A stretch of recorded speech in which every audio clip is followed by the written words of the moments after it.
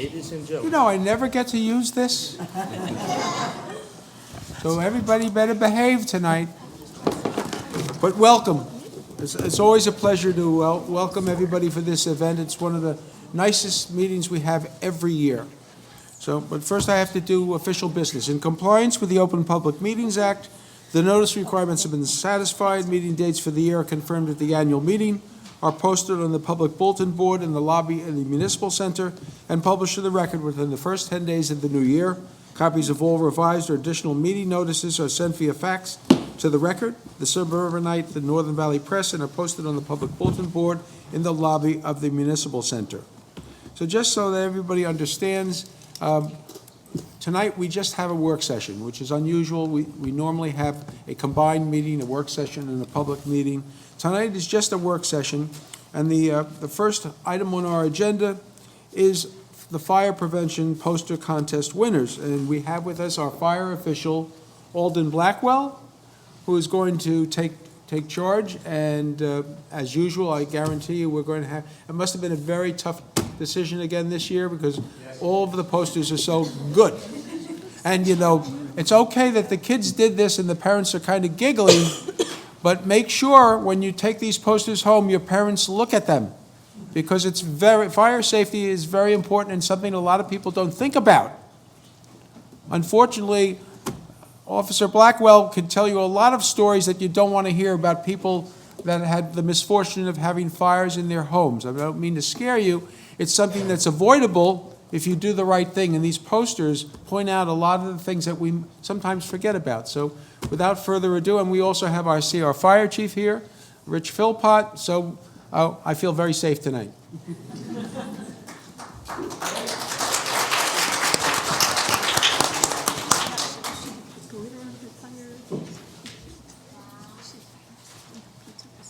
Each year, the Tenafly Fire Prevention Bureau runs a poster contest.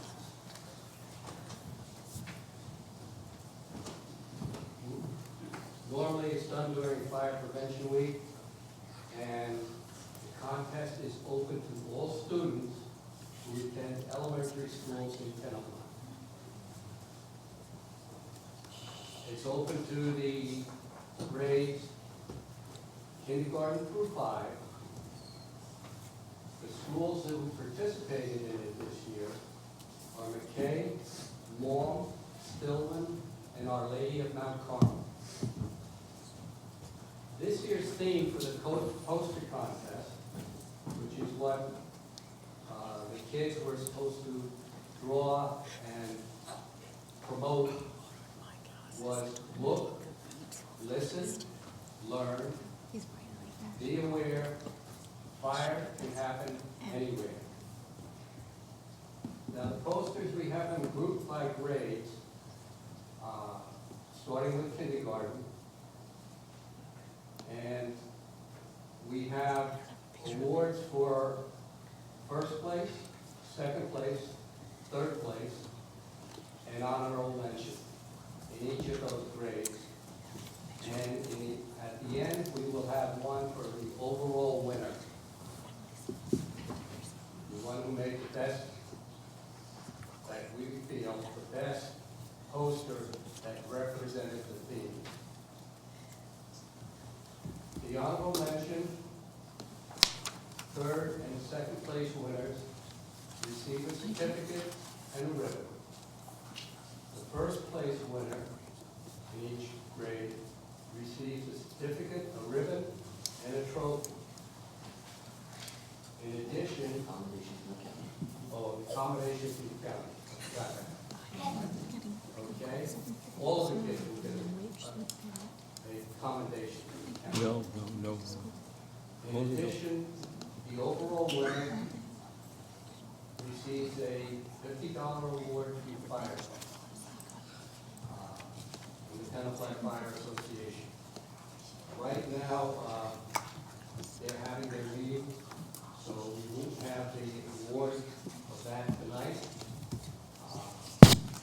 We will take and deliver it to the overall winner at a later date.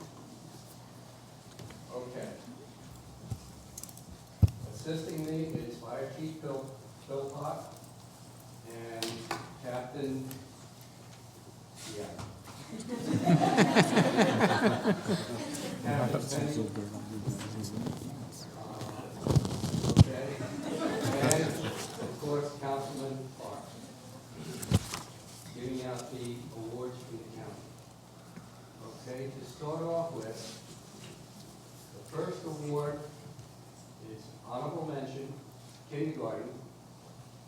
And you may have to bear with me a little bit. Some of these names are a little strange for me to pronounce.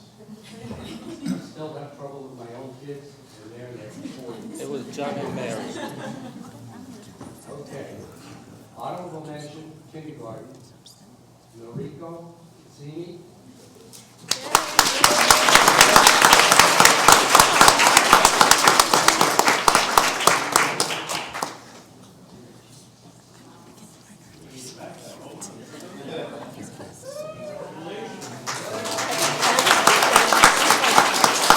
Third place kindergarten.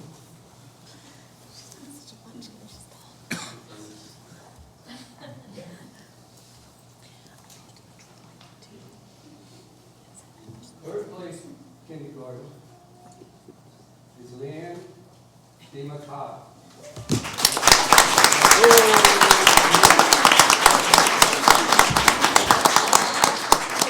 Alden.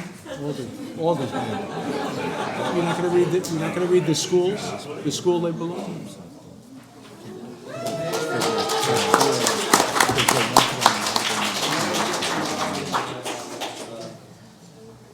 Not mentioning the schools.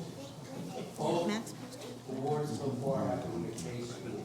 All right, the cake. Second place in kindergarten is Chewan Moon.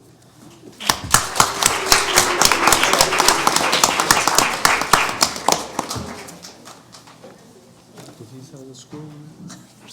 Did he mention the school? No, you didn't say. What school is that, Chief?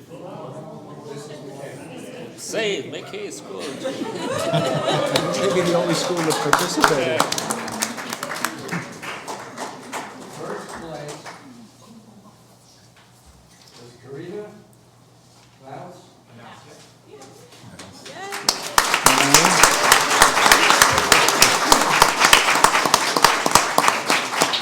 What school is it, Chief? Again, this is McKay School. McKay is sweeping all the awards. I mean, Abby did it. yeah. Did Abby do one? Emily did it though. They didn't give it to you specifically because you were an accountant. From Mount Carmel, Katie Hope.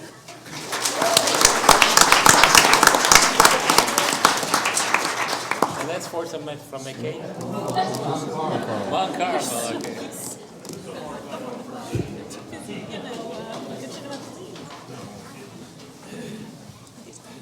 Third place from Our Lady of Mount Carmel is Austin Clark.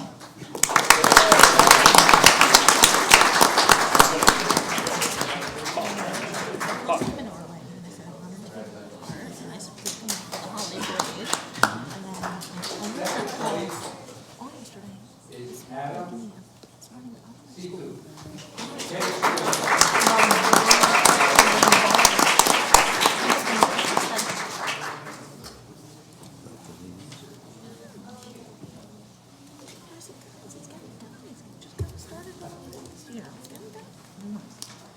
And first place for first grade is Alexa Nam.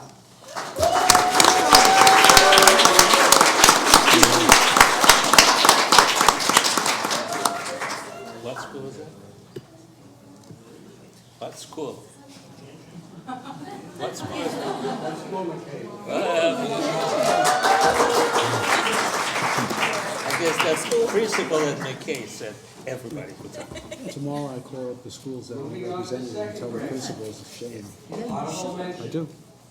from Wong School, All right. Oh, Joel Revisi.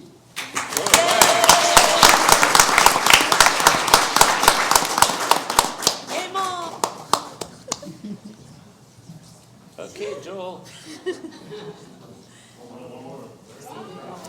You're on the board. Thank you.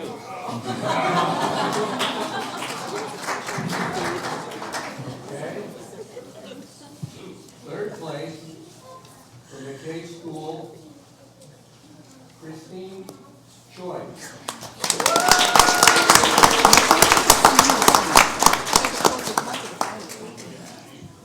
Smith never participated. I'm so disappointed. Nobody from Smith School, they didn't participate. Second They place didn't participate. from McKay School, What do you do? Suyeon Hwang.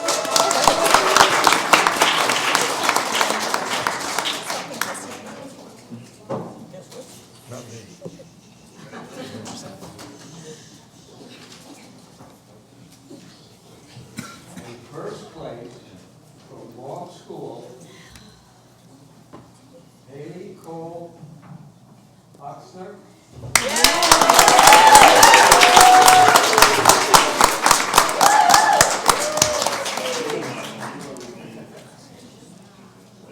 Oh, congratulations. Nice.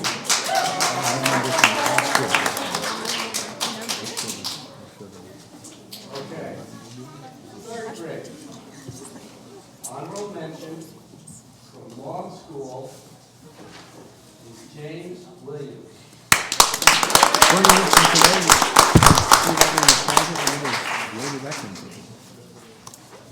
He's an Emily's.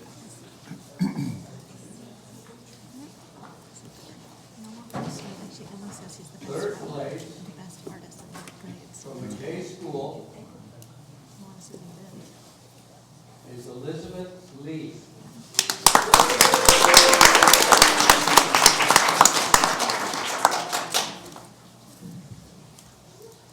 Good work, Elizabeth. Too bad we can't see their posters. If they had like a projector, you know, a PowerPoint, just You don't have to take down. Second place could project this. from McKay School, Eunice Bagley.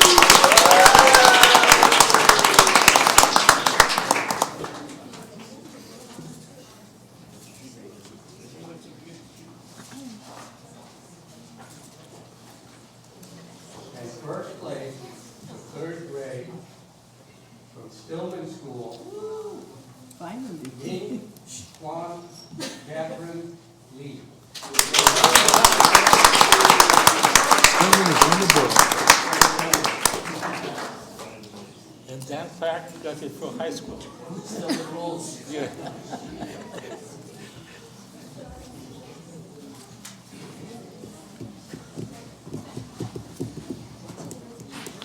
Now for fourth grade, honorable mention, Our Lady of Mount Carmel, Yumi McIntosh.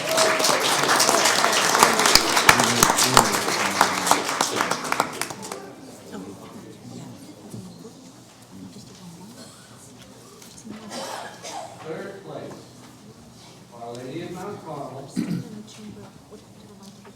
Hoi Wei.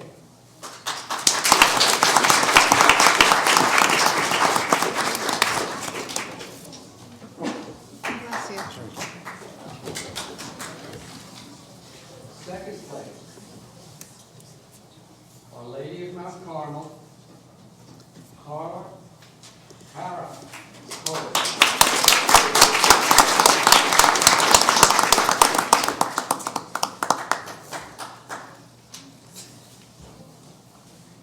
And first place for fourth grade from Our Lady of Mount Carmel, Olivia Clark.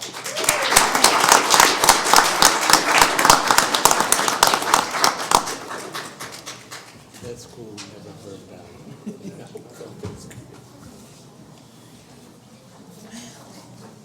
Moving on to fifth grade. Honorable mention for Our Lady of Mount Carmel, Rebecca Cho. Okay, sweeps, they could tie them. No, not formal sweeps, they could tie them and go to Senate.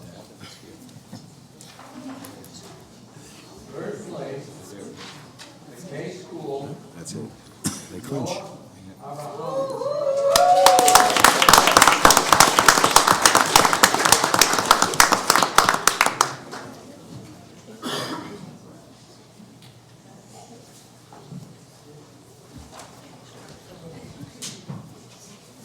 Second place from McKay School, Sheriff Naki.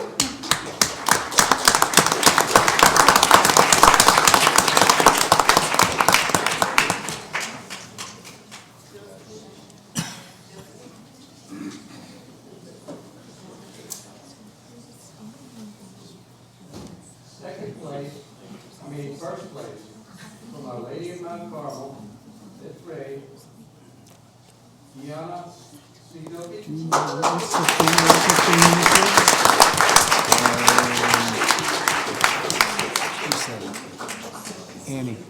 Annie, what was the theme of the contest?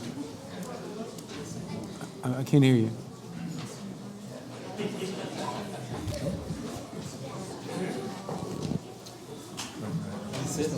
We don't have something for Dan Park, for high school. We feed him. That's right. The overall winner. Overall. Stillman School. Catherine Lee.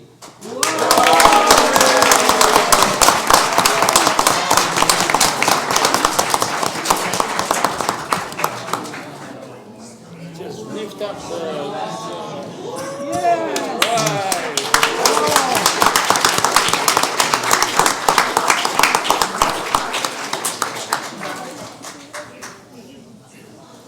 Thank you all for participating. I want to thank the fire department, the fire association, Councilman Park for getting us the certificates from the county, and the Borough Council who helps put this together every year.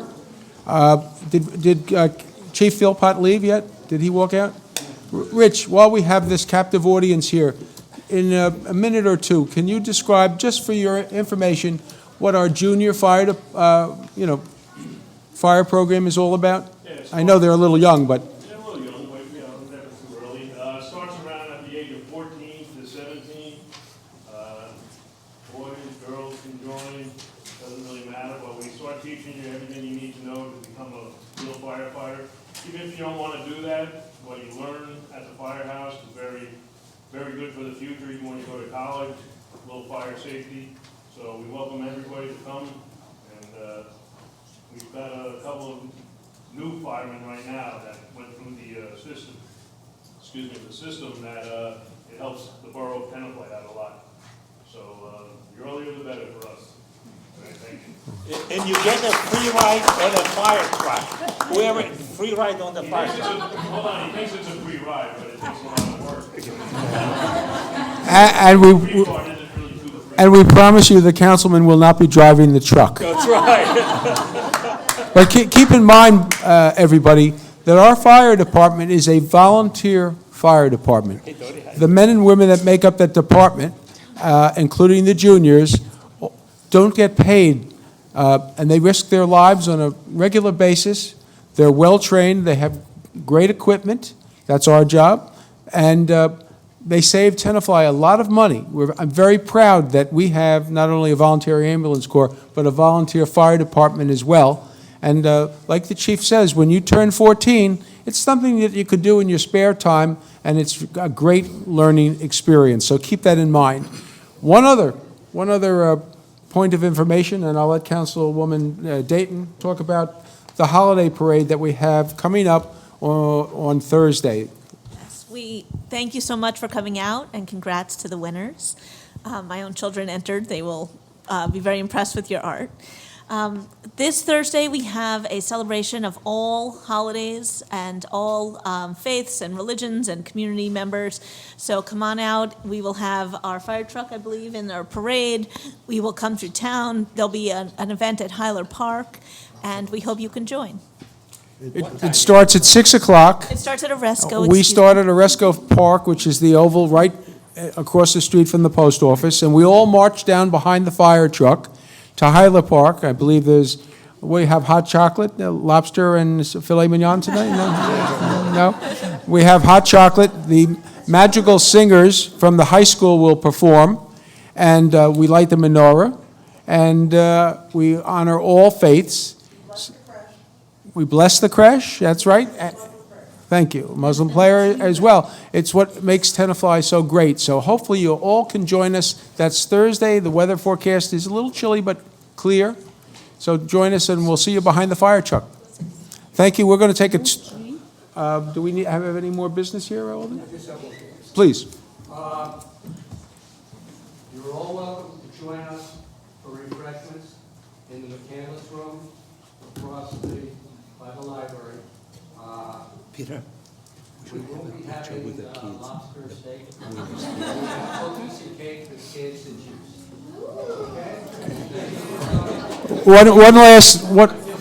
One last thing. The boys and girls that won awards tonight, if you don't mind, join us come stand behind us. We're going to take a nice group picture. And that concludes the entertainment part of the meeting. And we go to the torture part.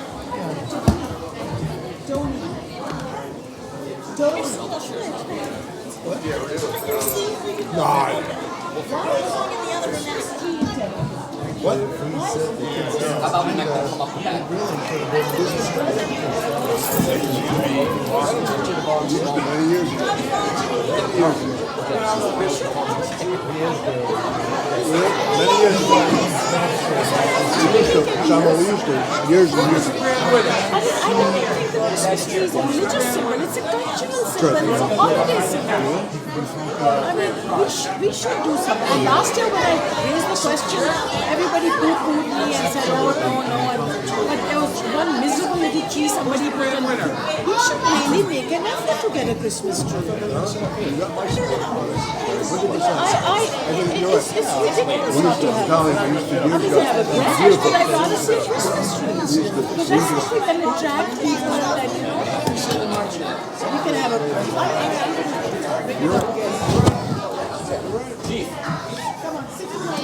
Sit in this chair. I have room for one more boy in this chair. Come on. Two of you can sit in this chair. Two of you sit in the chair.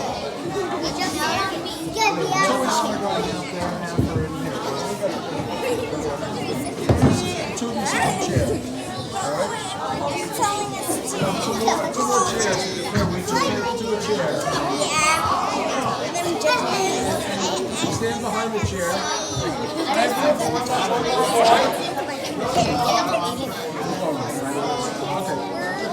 Stand in between the chairs. Let's see so you can see.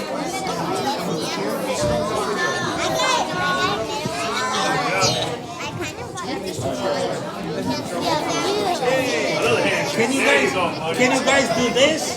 Yeah? Can we all do this? Yeah, all right. All right. I'm so sorry. Hold on, wait. One more.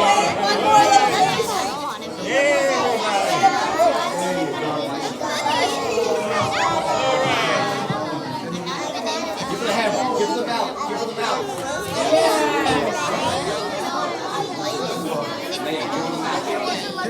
And now everybody makes a face. Everybody makes a face. We're tiny bit to the side. Right in front. Can we see here? If you do this, you block people's faces. No, I'm gonna be here. All right, guys. Let's see. Right here, you put your hands down. Smile out there.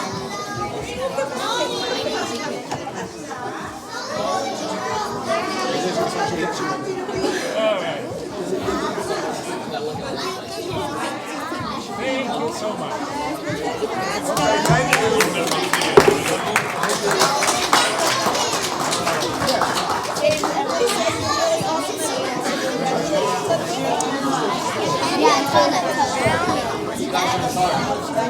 Anybody who wants to claim it, it's going to be right here. You are the overall Congratulations. You guys supposed to get out. Oh,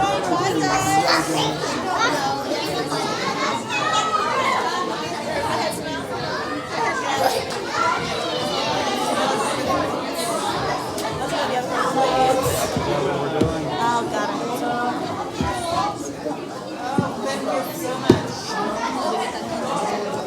I think we should go McCandless from McCandless. Thank you. I think we should renovate the campus for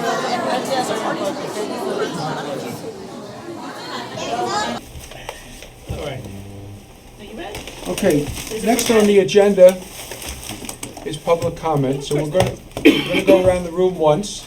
If anybody has anything they'd like to say.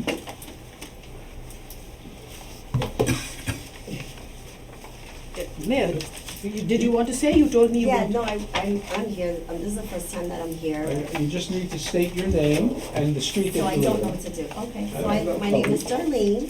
Darlene, Rosado, Okay. and I live at 338 Knickerbocker Road. okay. So this is my first time here. I'm not sure what Welcome. procedures. Thank I you so noticed much. in the paper that the house was sold, so I assume you're a new resident. Yes, I'm here 2 years now. So yeah, someone suggested that I come and see what the council meeting is like, so I can have a couple of questions answered. Okay, well, if you have specific questions, you might want to ask them now. Okay, Otherwise, this is your only opportunity really to address the council wonderful. as a body publicly. Okay, so my question is, I've been trying to get through to someone by the name of Carl somebody, Rossi, about a tree that's on my property which belongs to county. He's no longer in our employ, Okay, okay? so what are the next steps? Well, if you like, you can address a question or a short note either by email or letter to myself, and I'll make sure that the powers to be, I'm not exactly sure where it's gonna go, but I'll make sure that it goes to the right place, and then I'll let you know where it went. Well, what's the issue? Well, the issue is that I have a tree, one tree on the corner of my property. It's literally on my property. It's a county tree, because I spoke to Steve Jocks about it. And, long story short, I need to get rid of the tree because it's killing all my evergreens and it's costing me money. All right, well, you know what? We have Carl's predecessor here. Bob, are you aware of this particular tree? I am now. Bob Colbert is a consultant working for us and assisting us with our DPW until we find a new director. Okay, So, I will contact Mr. Jocks tomorrow and discuss this issue with him. I can, afterwards I can show you the email, you can have a copy of it. Sure, just, no problem. Thank I'll speak to you after Just the meeting. remember, we don't cut trees. and did you have a second question also? You said you had two questions. Well, this gentleman right here answered the question for me, and I have to direct the question to DPW, Mr. Bob Colbert. So, Sure. I'm not gonna Okay, ask the second question, so you answered my first, but thank you. you're very welcome. Anybody else care to speak? And you know, I'll close the public comment section, but, you know, this is on Channel 77. If you have cable vision, you can watch a replay of your questions. But this goes not only for you, but all residents. If you have any questions or concerns, you can call Borough Hall, and more often than not, the receptionist who answers the phone, and I'm very proud and pleased that we have a live receptionist, many borough halls do not, will normally guide your request or your concern to the proper place. If not, you can always, leave a message for the mayor if I'm not here. Our council people are all around town as well. That's our job. Our job is to make sure that what our residents need, if it's within our power to do so, they get it, or at least get their questions answered, their concerns addressed. So that goes for not only you, but any resident, old or new. That's why we're here. That's why we get the big bucks. So we're finished with the public comment section, and we're going to go to the to-be-considered automated recycling trucks. And do we have a presentation? Yes, Okay. we do. Would you, Bob, you want to take it? Everyone, thank you for having us this evening. Carla Iametti from Sanitation Equipment is here, and she's going to walk us through the automated garbage truck system and we have a presentation, and hopefully this answers all of your questions, and you'll be able to move forward after this evening. So before you start, Yes. she represents one particular manufacturer of this type of equipment? Or it's the only manufacturer, or would you Well, explain? it's actually the better of the ones that are out in the field. Okay. They're being used by Englewood, Bergenfield, Paramus, all the big Woodbridge, they have them. Okay. There's I've been a stuck in litany. a narrow street behind the ones in Englewood, and they work very well. Mhm. And very efficiently, and I believe with only one man in the truck. One man? That's great. So hi, I'm Carla Iametti, I'm from Sanitation Equipment. My dad is Marino, he's in the corner, he owns the company. We're family owned and operated, we've been in business since 1954. We actually sell you your rear load garbage trucks, the leaches, so we support that equipment for you. And we'd be able to support you through the transition if you did choose to do the automated route through that as well. I figured I'd start, I don't know if you mind if we shut the lights, because I have a couple videos. This way you can actually see the equipment in operation. Ask the ladies to Yeah. talk to shut the lights. I went around the room and figured out which one it was.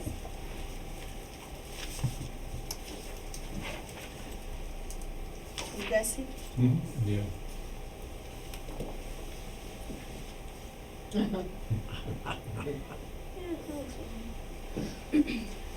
I can do that.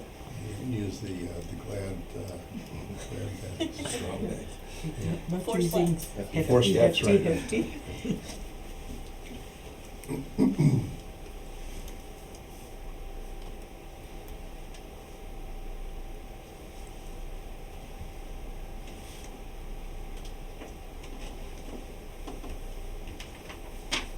You wouldn't be going this fast on your shoes. I was just Spaced out.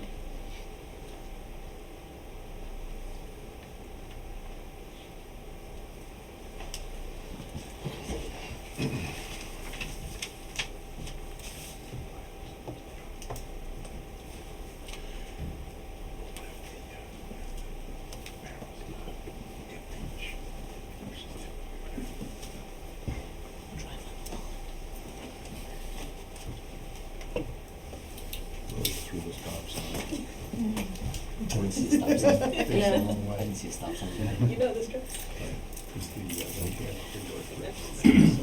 So I think with Virtual reality. this, you get the idea of how it operates. The next video I want to show you actually is, I think, more interesting. It shows it in the inclement weather with different geography, with the cart up on a hill, stuck in snow, in a cul-de-sac situation. So you could actually see the versatility that this truck can really pick up in almost any situation with parked cars. Everyone's worried about parked cars.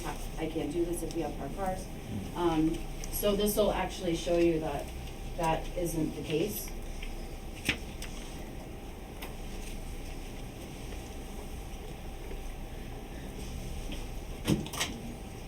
And it cleans up the snow too. And the leaves.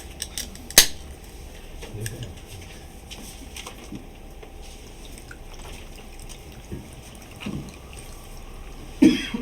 Now you'll notice too, the truck works at idle. So with your garbage trucks currently, you'll hear them rev the engine every time they pack. This is very quiet. It operates at 900 RPM. You'll notice too that it's very smooth operating. There's not a lot of herky-jerkiness in the truck or the body. The arm is operated in the cab with a joystick, a single joystick. It goes up, down, in and out. And then it has two buttons for open and close for the gripper. Now this is if you have multiple carts, you could see that even if they're roughly 4 inches in between each other or less, you could still pick up the carts with no problem. And there's a parked car there, so you could see how close you can be, even closer to the bumper, and still pick up that last cart without a problem.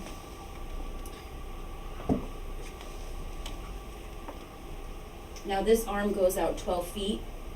This is the actual unit that Bergenfield, Englewood, Paramus, Hanover, Woodbridge, They all are using this model now.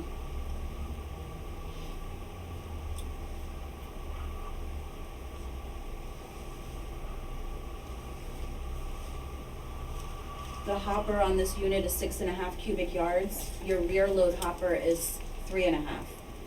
So it's double the size almost of your rear load hopper. Now here it's showing like if it's on a snowbank, it'll still pick it up. The arm is able to go in many different directions so that you're able to pick up at, as long as it's within a 12-foot range. What's the max height?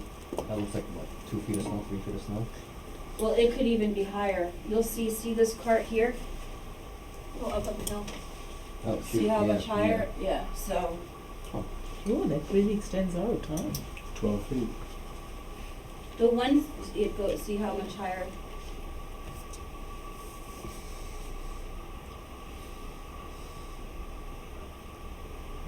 The one good thing. Yeah. This one got up. Yeah. Hill empty. The one positive thing about our equipment is that with our joystick, it's a proportional joystick, so you have the ability to control how fast or how slow you go with that arm. Whereas other brands, it's one speed and that's it. See how close he is to that car?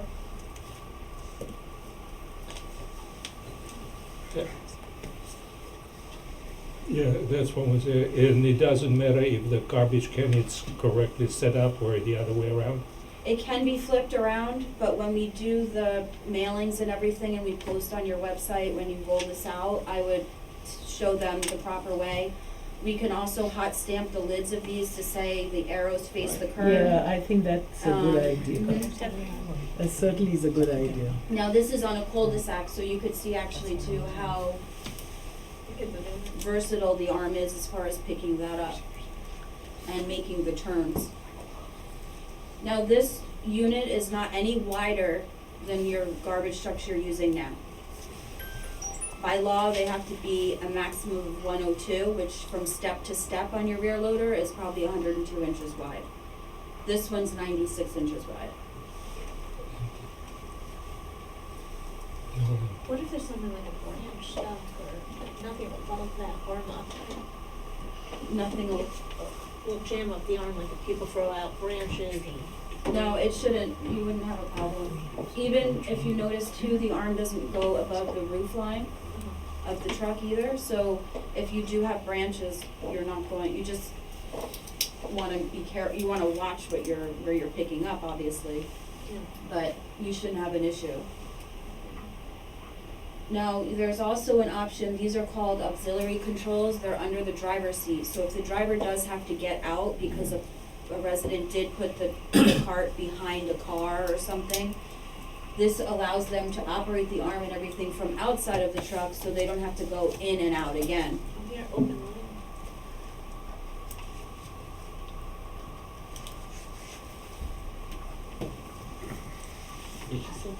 Oh. Yeah, you can do tricks with it to make the lid close. Do the lids lock? Because I know we have raccoons. They don't lock. But they snap in place or something? There's a vapor barrier around them. These garbage cans are 32 pounds empty, a 95-gallon cart. They also withstand up to 55-mile-an-hour winds. They have the largest footprint in the industry, which allows them to withstand that kind of wind speed. Do you find animals get in them? Okay, so honestly, you will have probably, if you have a very determined squirrel, they may chew through it. But Keep in mind, we're not picking up garbage, we're picking up recycling, Yeah. so, Yeah, yeah, you so really you- don't have to, it's really nothing in there to attract them. You so. pick up a squirrel, That's no the big max deal. weight. Exactly. Like a Recycle raccoon the to. The garbage can is 32. I can well, tell no, you that's something. they're 95 gallons. Mr. Cole, I have. No? Yeah, that, I only use, I'll get into that in the presentation, but I only use the heavy duty arm, which even at max reach, pick up 1,000 pounds. And the cart is supposed to hold like. Yeah. You throw a lot of stuff out there. haven't shown a room of toys yet. I'm past that. Sad.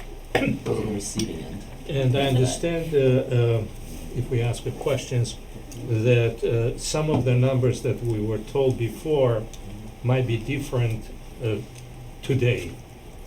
Can we discuss prices over here? Yeah, we will Yeah, discuss, we'll- we'll do, I we'll have a do the whole presentation. Okay. presentation, so then we'll go through, and then we can answer all your questions also.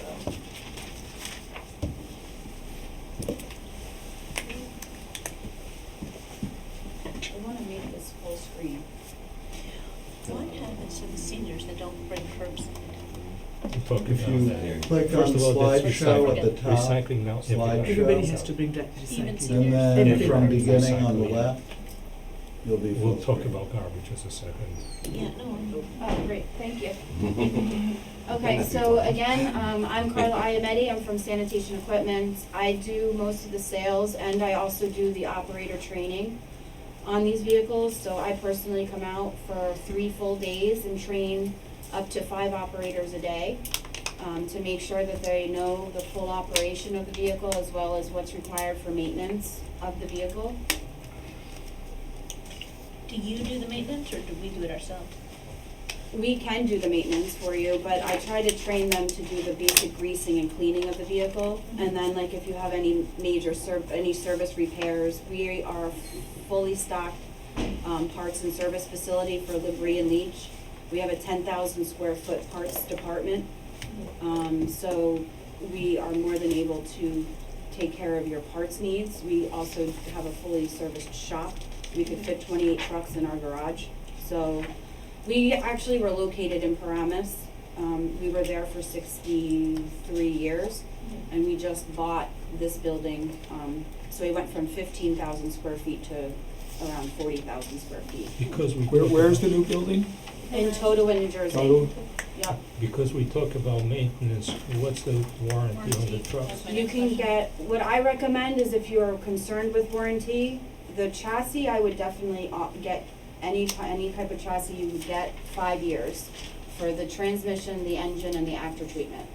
For the body, I think the most cost efficient is to do the 2-year, 100% for the body. That includes the parts, the labor, for the hydraulics, and the working parts on the body and everything like that. We do offer, then it goes to 3 years hydraulics, but then you don't get the body. So they split it up. They don't have like 100% for 3, 4, 5 years. When I say they split it up, who's they? The manufacturer, Okay. Labrie. So they will offer a 1 year standard.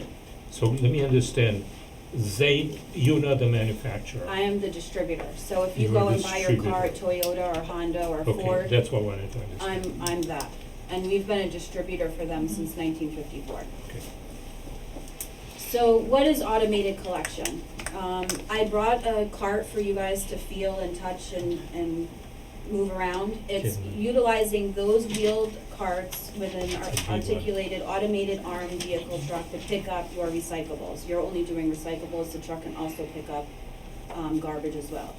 The key feature, the benefit of this automated is that it's a one-man operation. So the guy is in, or the woman is inside of the truck, safe from the external cars, weather, any of that sort of thing. So he's kept very safe and sound inside. So did you know that with the recycling and refuse, the only way that you'll be able to improve your savings for the town is through automation? The more that you implement automation in your town, the more savings you're gonna generate, as well as about roughly 30% of your entire sanitation budget will save, excluding your tipping fees. How will we save? So we're gonna save, the main thing is your workman's compensation. That is a huge bullet that you guys bite because of your rear load pickup now. Your rates are probably through the roof. With automation, the more and more that you automate, the less and less your premiums will be. With Woodbridge, they saved $3 million in their sanitation budget going into automation. They went from 6 personnel down to 38. They didn't fire anyone. They did it through attrition, and they also utilized those workers in other areas to offer more services to their taxpayers through mowing or adding more recycling, roads, sewers, and plowing, leaf pickup, any of those things. So they were able to spread out the wealth of their staffing that way. You'll be going greener. That's a big buzzword now in the industry. You'll save on tire wear, gas, idle waste emissions in the air. You'll roughly save like around $6,000, $7,000 in your gas. Because this truck works at idle, so you don't have that revving up of the engine like you do with the rear load pickup. So that's where you're gonna see your savings. You're also gonna decrease your fleet size. This truck being a one-man operating truck, if you have 10 trucks and 10 trucks and rear loaders, then you could probably go down to 8 of these. You will pick up roughly 550 homes in this body before you dump it, and you can dump it multiple times. So I had a woman in Eatontown, she picked up 1,100 homes in 6 hours with this automated truck. So it does work for you. Once you get very good at doing it, it's very easy. It's like riding a bike. They could pick up a house 10 What's seconds. the average pickup number of homes? It's 120 to 180 homes an hour, minimum. That's and conservative. in like an 8-hour shift, there'll be about 1,000 or so. Yeah, you could. Now, I'm going to talk a little bit more about that part of it when I get to that slide, but in the beginning, through my experience, your workers will probably pick up a car every 3 minutes. That means they're really not very good at it, right? So over the course of 3 months or so or less, the more they practice, the more they get out there, the better they'll be. So you can go from 250 homes maybe they'll get in 6 hours to 650, like in that range. In 6 hours. 600, yeah. Yep.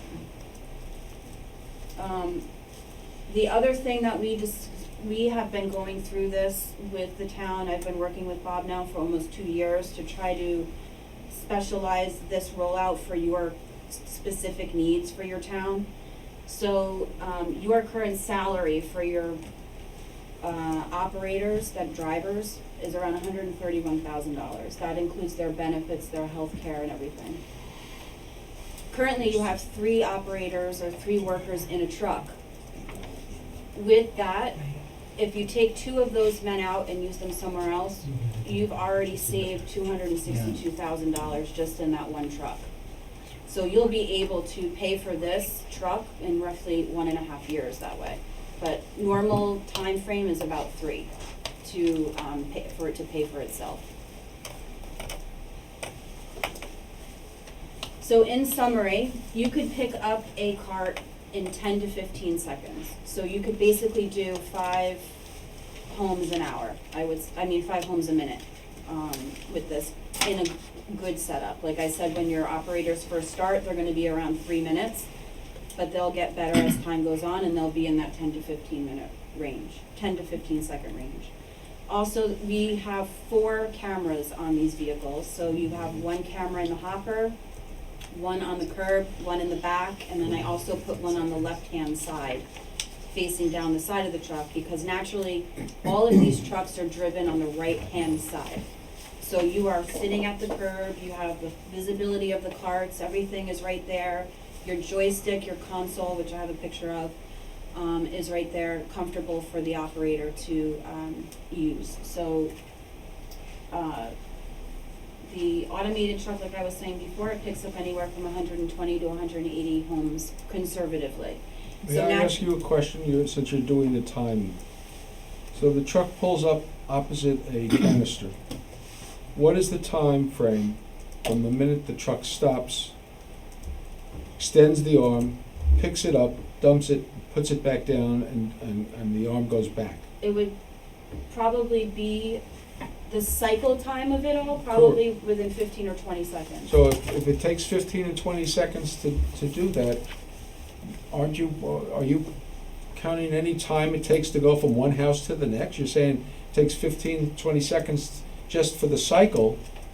The truck's gotta move to the next house, does it not? Yeah, but as it's moving, it's packing too. So like with the rear loader, you have to stop to pack. I understand. So you're gonna I'm save not that comparing, I'm time. just trying to get a sense of your numbers. I'm trying to get a. And I'm being conservative. Typically, I could pick up a cart in like 12 seconds and then drive to the next house and pick up a cart. It's all based off of geography.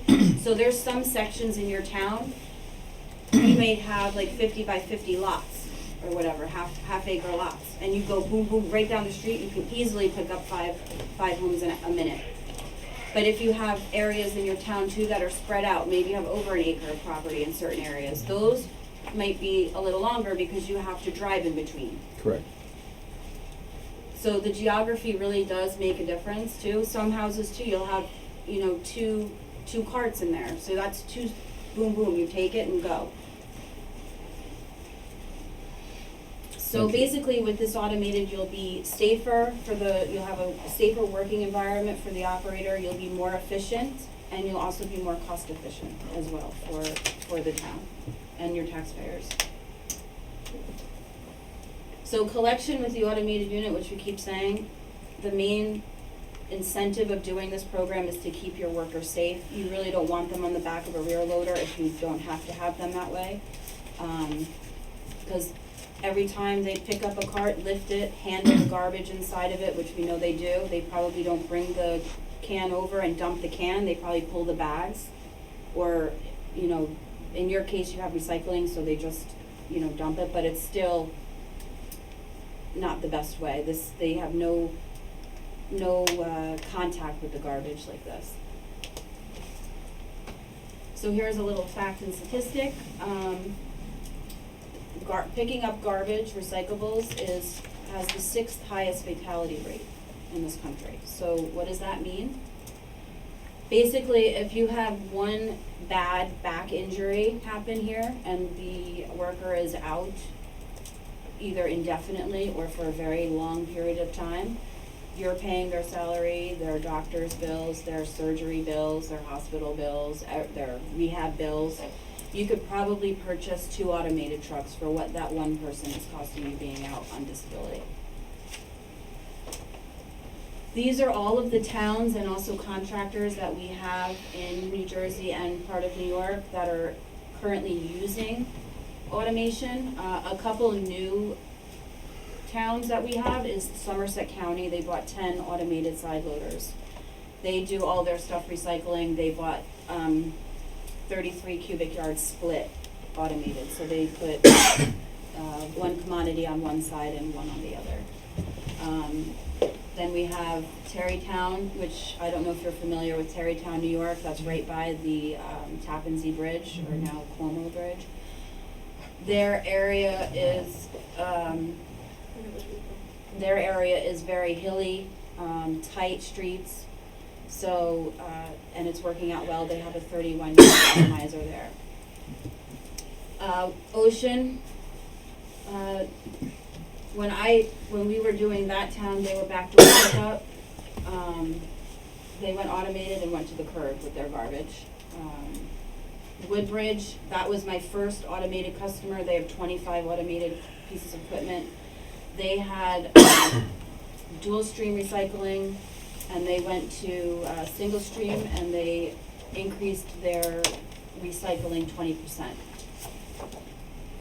Can you do not dual stream? Excuse me, can you not do commingled?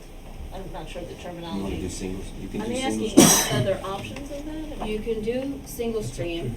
You can do, so dual stream is basically you pick up commingle in one can and then paper cardboard in another. Single stream is everything goes in one cart. Yep.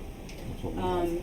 That's what we Right have. now, honestly, We you're don't do not. it straight. No, we have dual We stream. have dual now. Yeah. You We don't live separate in everything town. down. You don't live in town, you don't know that. Yeah, I was just One kidding. truck, Picks up paper on one day, Yes. Paper on plastic one and day. glass on another day. oh, one truck. Right, So are but you- we're, It's not No, two at the separate same trucks. time. No, so two separate. On Wednesday we get paper, on but Thursday we that's get what's known paper. as dual stream, even though it's No, two trucks, the two truck, separate, but the one truck picks up one thing. one thing. Right. Not Yeah. both. No, no. That's what It's I on think. different days, we They don't can know. pick up anything, these can pick up Both at once. both at once. So When do you- you have any when you towns move back, that aren't you'll let them mingling know that. everything into a single stream and are still seeing some cost savings?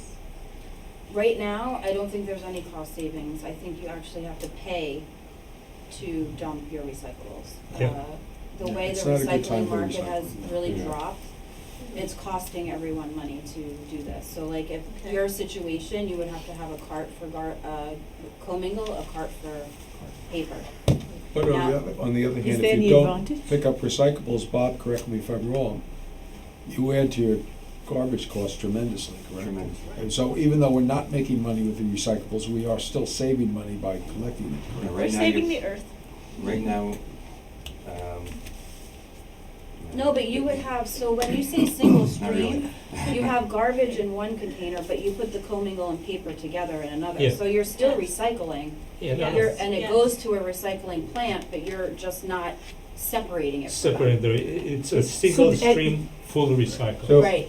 For those residents that currently don't put recyclables in our blue canisters, but put boxes out at the curb, or put newspapers, tie a bundle of newspapers up, they would have to be trained to use these canisters, correct? Right, yes.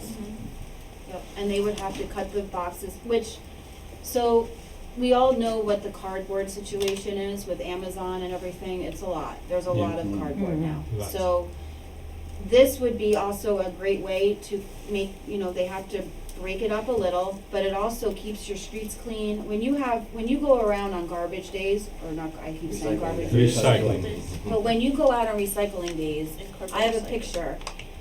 When you have automation, the lids are closed, you have one set area, you will not pick up anything that's not in that cart. So they could put it out, but it's gonna stay out. And that's how you have to train the residents, because, the whole point of this program is, one, you want a uniformity to your streets, so it looks nice even when you are out there collecting your recyclables. And you don't want the garbage all over the place, like, I'm sure on a windy day, you'll have a lid on one side of the street, the trash is all over the ground, blowing all over the place, people are running over people's containers. These stand up 55-mile-an-hour winds, the lid is attached.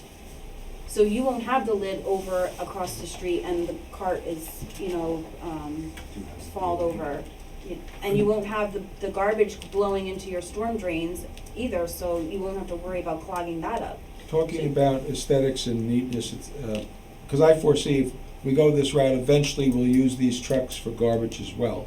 Next One step, of the, yeah, one of that'll the be the biggest next step. problems with the rear loaders today is when they compress the garbage, the liquid residue goes onto the street. Yeah. It stinks and it looks lousy.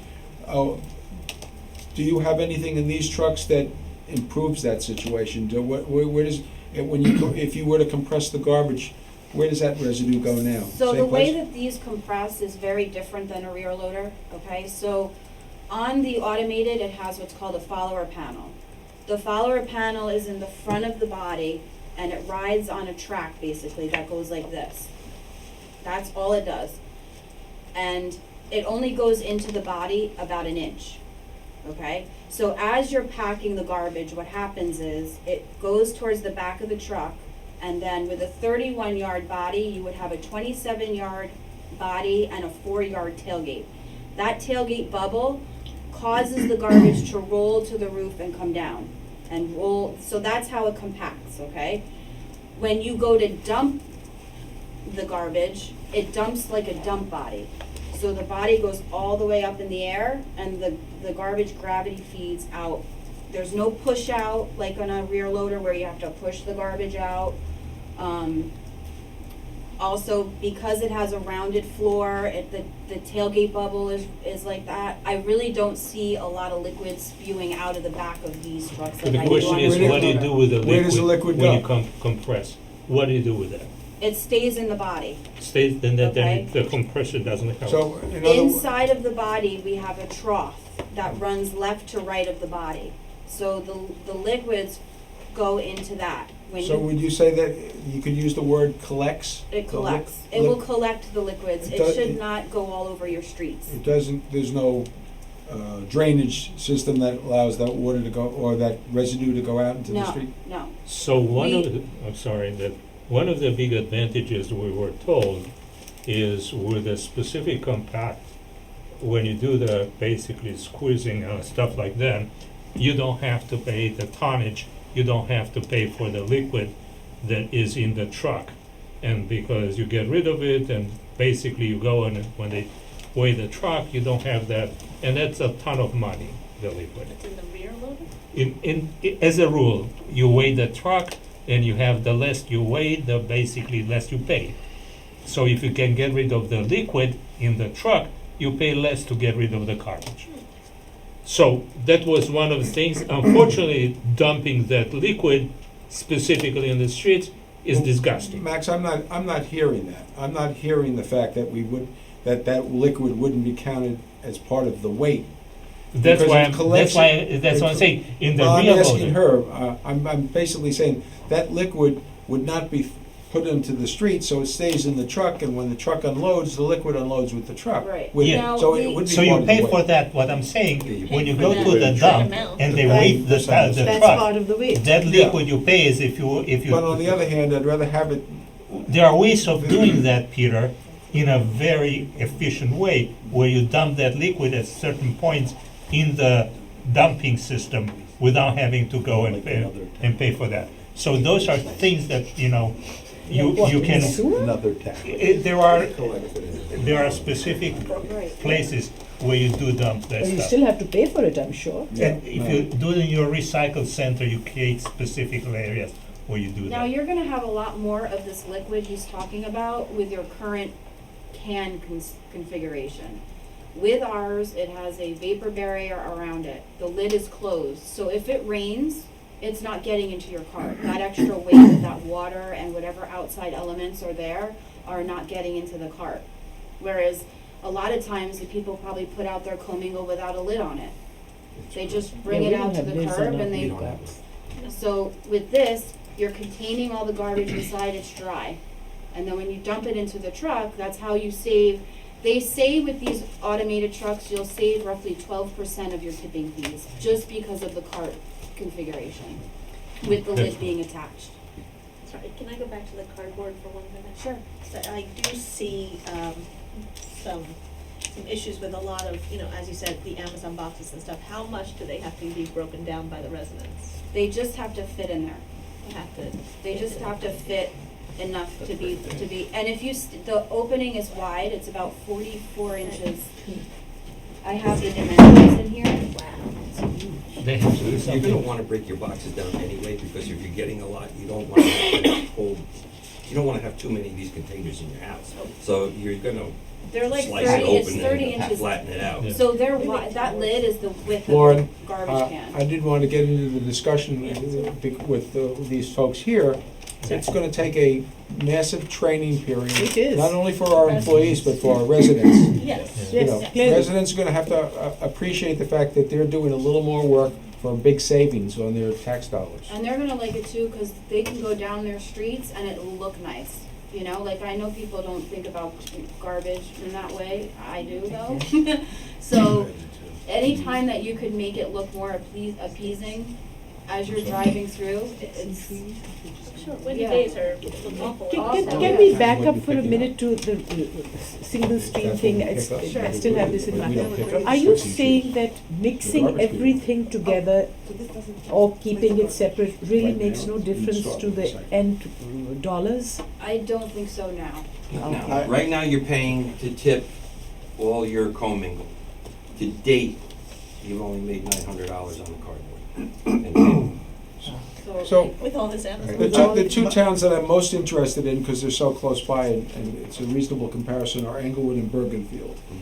When you sold your first trucks to them, may I assume that they didn't all of a sudden retire all of their rear loaders and buy a whole fleet of these one-arm trucks? They did it piecemeal, one or two trucks at a time?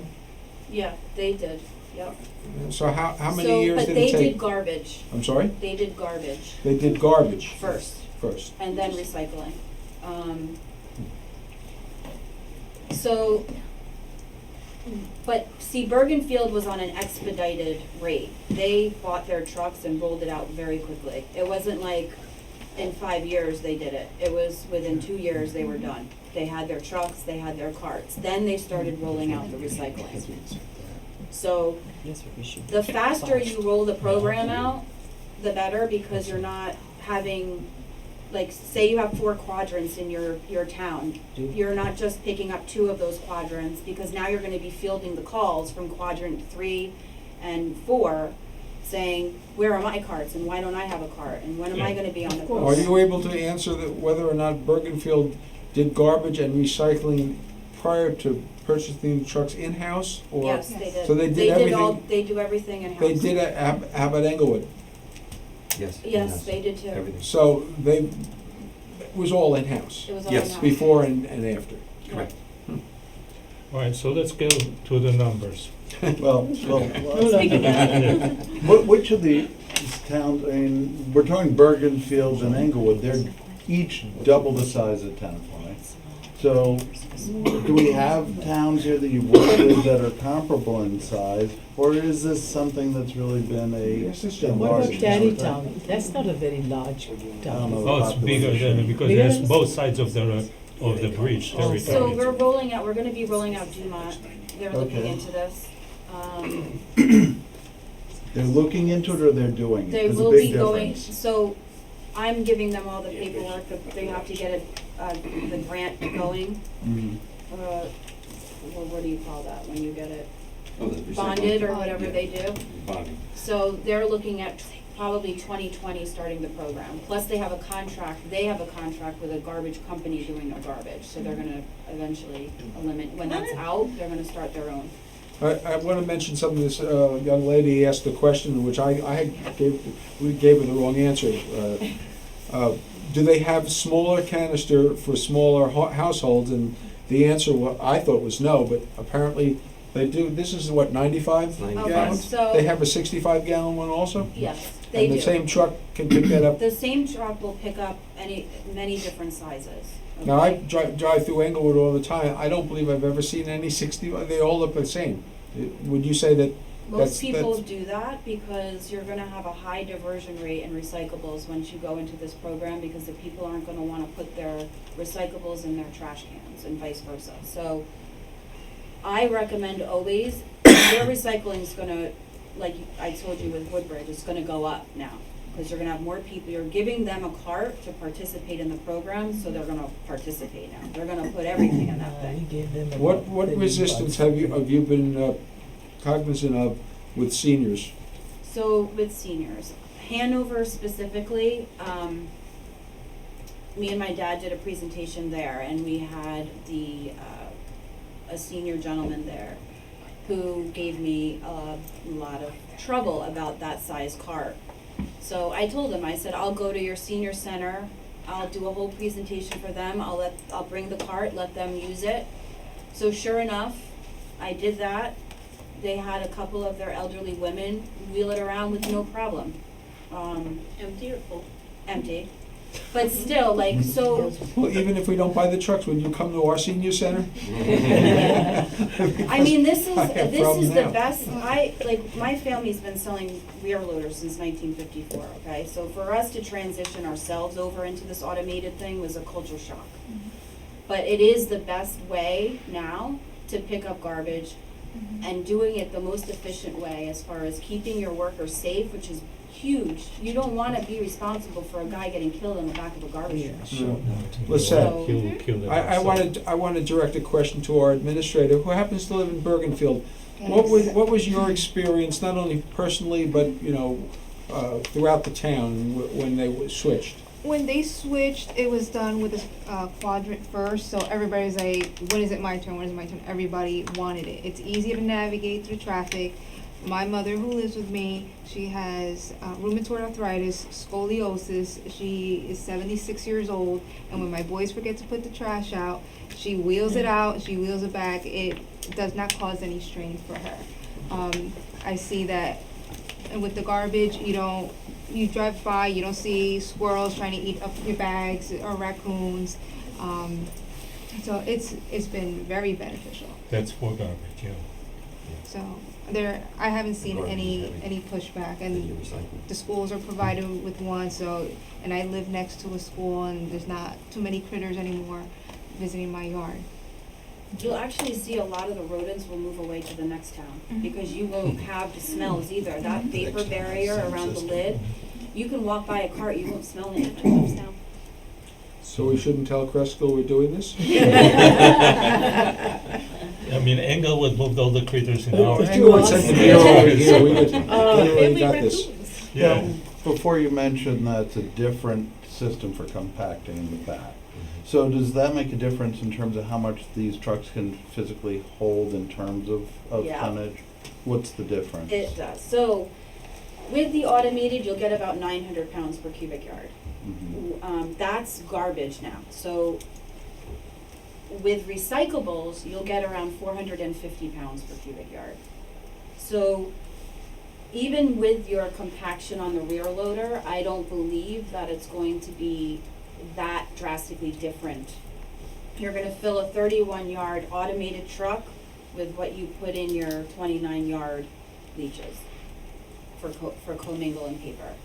It'll be like around 450, 500 pounds per cubic yard. That's with any unit too, because you have air, you can't really squeeze,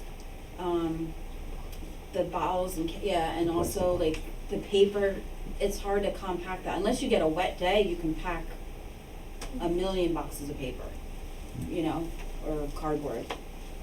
But that's wet. It has a vapor barrier that doesn't let it go Yeah, in. yeah. Unfortunately. It's I not know, going right? to get wet. Good news is it's usually wet.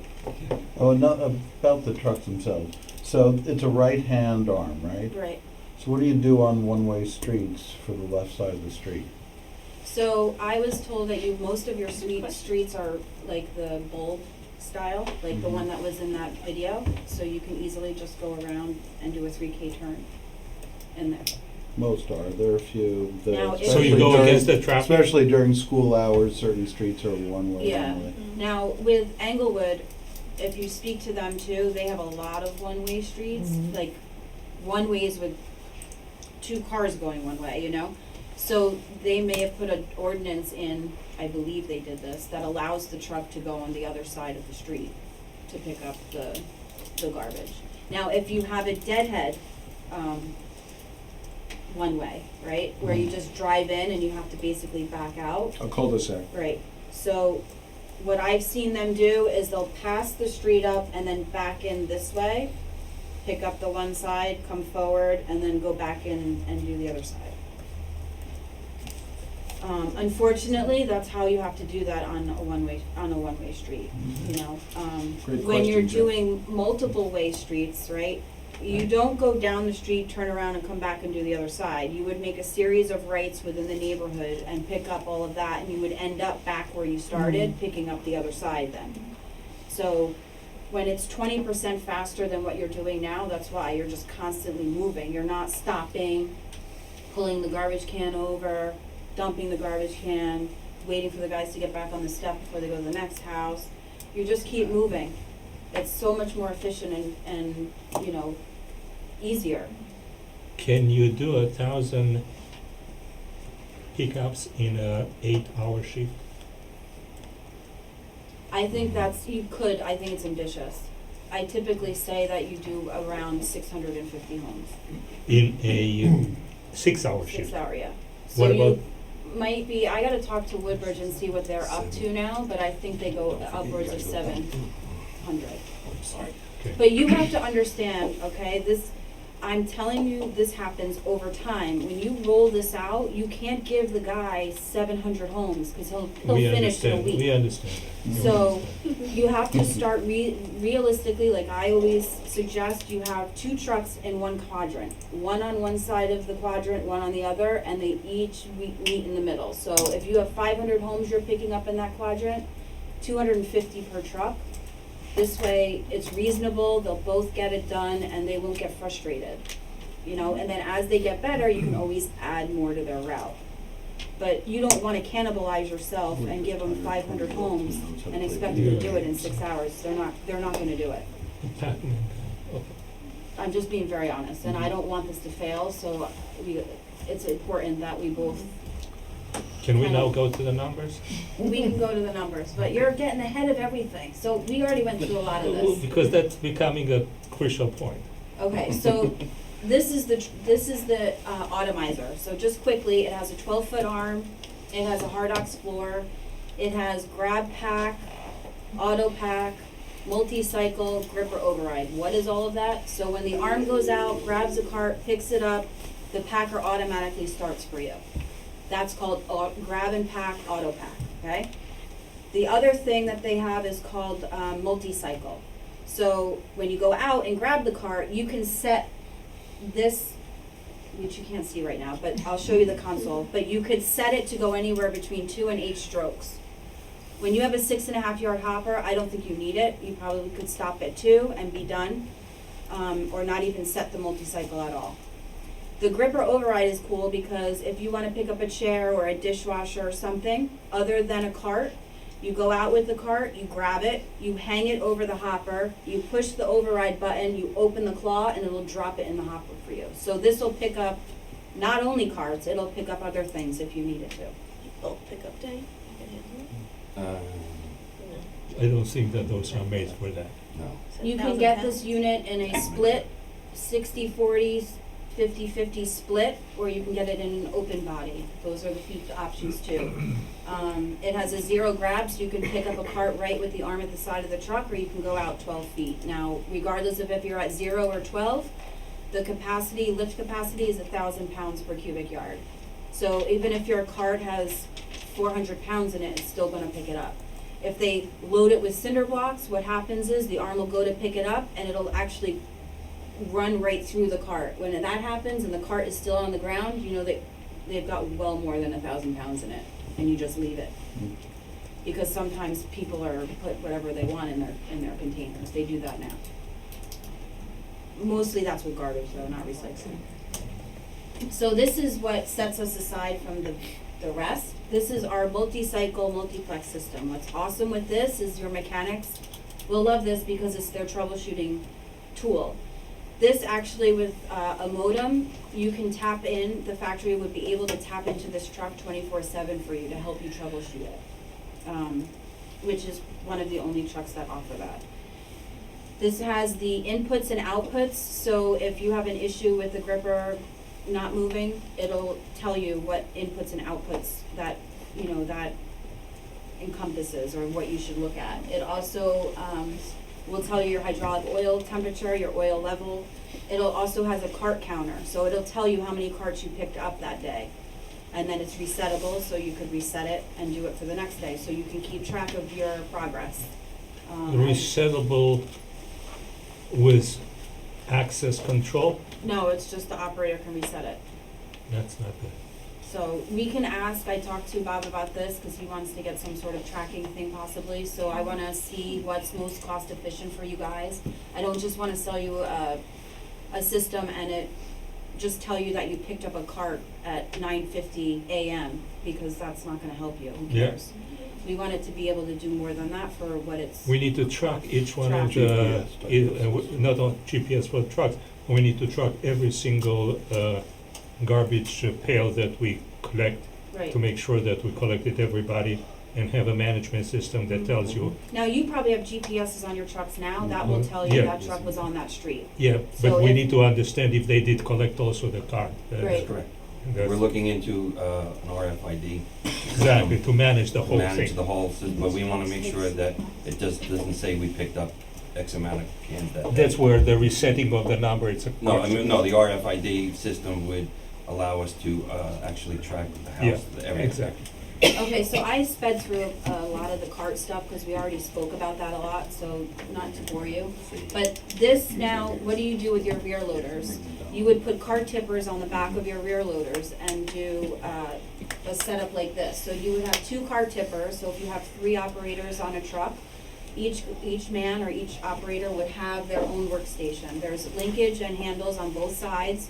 So that left side tipper has linkage on the left side, that right side tipper has its linkage on the right side. That will pick up a cart between 6 and 8 seconds. It has a 400-pound capacity, lifting capacity. So you'll notice on this truck, you can pick up dumpsters, you can pick up carts, you can pick up any kind of dumpster from 1 to 10 cubic yards on this one because it has a kick bar for 1 to 3 yards, and then that roller thing on the top above leach, that's for 1 to 10 yard dumpsters. So with this setup, if I needed to put it on your trucks, a budget price for that would be around $15,000 to do this. And Per then that truck, would be per your truck. backup truck, per truck, to put dual tippers on it. Why? Because you have winches on your trucks, I have to cut your load edge out, see how it's recessed? If I don't do that, you won't be able to pick up dumpsters. So the thing is you have to have somebody who does this repair know what they're doing. Because I've seen Ocean hired someone because of cost. They welded the tippers right to the existing load edge, and then when they went to use the dumpster to pick up the dumpsters, they couldn't because it was hitting We the don't pick tippers. up dumpsters. Yes, we do. All the commercial stops with dumpsters. So this would now be your backup truck. And that requires the guys to get out, put the cans on the tippers. Yeah, yep. But this is a backup. So what you wanna do is you wanna have your Yeah. automated with a Not for spare. So if you need 2 trucks, you should have 3 automated. And then your backups are your rear loaders. So your rear loaders you use for bulk, you use them for, if the truck goes down. More than likely, if the truck goes down, it's gonna be because of a chassis issue. It's not gonna be because of a body issue. That's just, I'm being honest. So, in the way of the world with all the electronics now, that's just unfortunately the way it is. But, So what is the cost of the actual truck? okay, so let's go over that. Now, we were doing budget figures. So basically, Bergenfield bought an auto car, which is like buying a Cadillac. So they bought basically the most expensive cab-over design. Which is how much? So if you, their truck and body together was like 306. That's the chassis, 306,000. That includes the auto car, dual drive, with all the extended warranties. It includes the 31-yard atomizer body with a lubrication system on the arm and basically every option you can get on the body. And a 2-year warranty. You said 2 years, not the 5-year warranty? The 5-year on the truck, 2-year on the body. Okay. And 1 year on the driver. So for that, that's that. You have robots. Then you have the carts. So with the carts, I didn't mention this, but the company we use is Schaefer. So it's like any other brand. But we have a offering that we do. It's called assembly and distribution. So if you buy 6,000 carts, right, or whatever it is that you're going to need, probably I think we said Depending on what they wanna do. It could We be up to have as many as 5,000 15. homes, Yeah, so we're gonna be probably 6,000, 7,000. Some of them are double, you know. So with assembly and distribution, the company will physically come out. So we'll drop ship the carts all to you. Yeah. I'll send a company out, they'll come here, and they will assemble and distribute to each resident's household. So what they do is they put the wheels on. If you have some sort of flyer that you wanna put with it to introduce the program and show them some sort of, illustration of where to put the carts, where not to put the carts, they'll put that with the cart, bring it right up to the resident's garage door, basically. And at the end of all of the deployment, you will get an Excel spreadsheet that has the RFID tag affiliated to the serial number, affiliated to the household address. So this way you can track that cart, stays with that household. If that person moves, you can even put in your ordinance that that cart has to be in that house as part of their closing. They can't close on their house unless that cart is there. So that you can make sure that the people don't take your cart and when they move to Englewood or when they move to Bergenfield or whatever and use it there. You also get your hot stamp. Bergenfield does a reflective foil. We're the only offerings that offer that. What does it mean? Reflective means that the hot stamp on either side, it'll say property of the borough of Tenafly, and when a car flashes their lights on it, it glows. Reflective. Because they put it out in the street. Yeah. That's a good idea. And then you also, so the lid, you can put recycling only, you can put arrows facing curb, you can put, we also do an infused color labeling, a hot stamp on the top of the cart, which you can actually put what commodity goes inside of that cart. Do all these details, do they add to the price? Yes. So, So, okay, soup if to you nuts, just did, best can you got, how much is that? if you just did the hot stamp, the RFID tag, the assembly and distribution, Mhm. standard color, 95 gallons, budget price would be around $60. $6 per bin. For $6,000 be $300,000 for 5,000 cards. that's expensive like hell. Yeah. Well, you're gonna have. Now, the you proof- should be looking for grants, because you're doing recycling. They'll give you money back. If this is a recycling truck, you should be researching that to get the grants, to get the money, so it pays for a portion of the truck. Yeah. I know that's out there, and there's no reason why, if you start doing the process now, that you wouldn't be able to get some money in order to buy this truck. Assuming we cannot get grants, Will be 930,000. what is The a other thing you basic can bin? do- What does a basic bin cost? So that's $6. But with RFID. Yeah. You need It RFID. wouldn't be, I mean, I'm giving you a budget figure that Yeah. it will probably be around $55 a card. So But not that much of a I'm giving you a high difference. number so that you budget for it. I don't wanna give you $55 and it comes in at $55.25, and then now you're That's lost that that's money. immaterial, but, I so was it's wondering how five, much difference so it what makes. you're saying, the customization is $5. No, your customization, your hot stamp's $250. Now, that hot stamp is good on that 65 and 95 gallon cart forever. Yeah, The but 30 what's the difference between a $55 and $60? What's the difference in, Probably the assembly and distribution's $5 a cart, basically. okay, so the assembly and distribution. So that's what I've included in that $60. Is there an option to deliver it to like the DPW and tell our residents, come pick one up? No. No. They won't do No, that. There's a no. serial You number. can't, yeah, no. Just You asking? do that, then now you're taking ownership, okay, Yeah. so, I'm not, Because we pick up our recycling bins now, we go down, we get a sticker. Yeah, but that's We a pick big up one. the blue cans. That's a big one. yeah, but now you If have you to. have a little now you car, have to if you track have a it. small little So the car, main you're thing not with gonna be what able you to get take with this. that $5 is that list. That list is your golden nugget to track your cards. So you can assemble. I'm saying, They assemble They it. assemble it, they track Yeah. it, they deliver it for $5. No, I understand, the $5 is the service, Right, really the service. But the RFID is included in $55. correct. The RFID is like $1.75. It's But in- now, if you didn't put it in, see, a lot of times I don't even tell my customers I just put it in. Because if you ever want it down the road, Absolutely, to go in there and change the lid axles out, it's gonna be $7 a lid. yeah. So I'm gonna save you now, that thing's gonna be warranted for 10 years. If you don't have a It's- management system to basically know what you picked up and not, then the whole system is not. Right. this will be good for scheduling, for tracking, for Exactly, resident exactly. complaints. Oh, I issues. picked it up yesterday, Right, yeah, this is better. yeah. Yep. Yeah, so that's, all right, so we're talking $930. No. Thousand. No, Yes. 900, But you're 900,000. looking at, You get 15,000 $930,000. cards.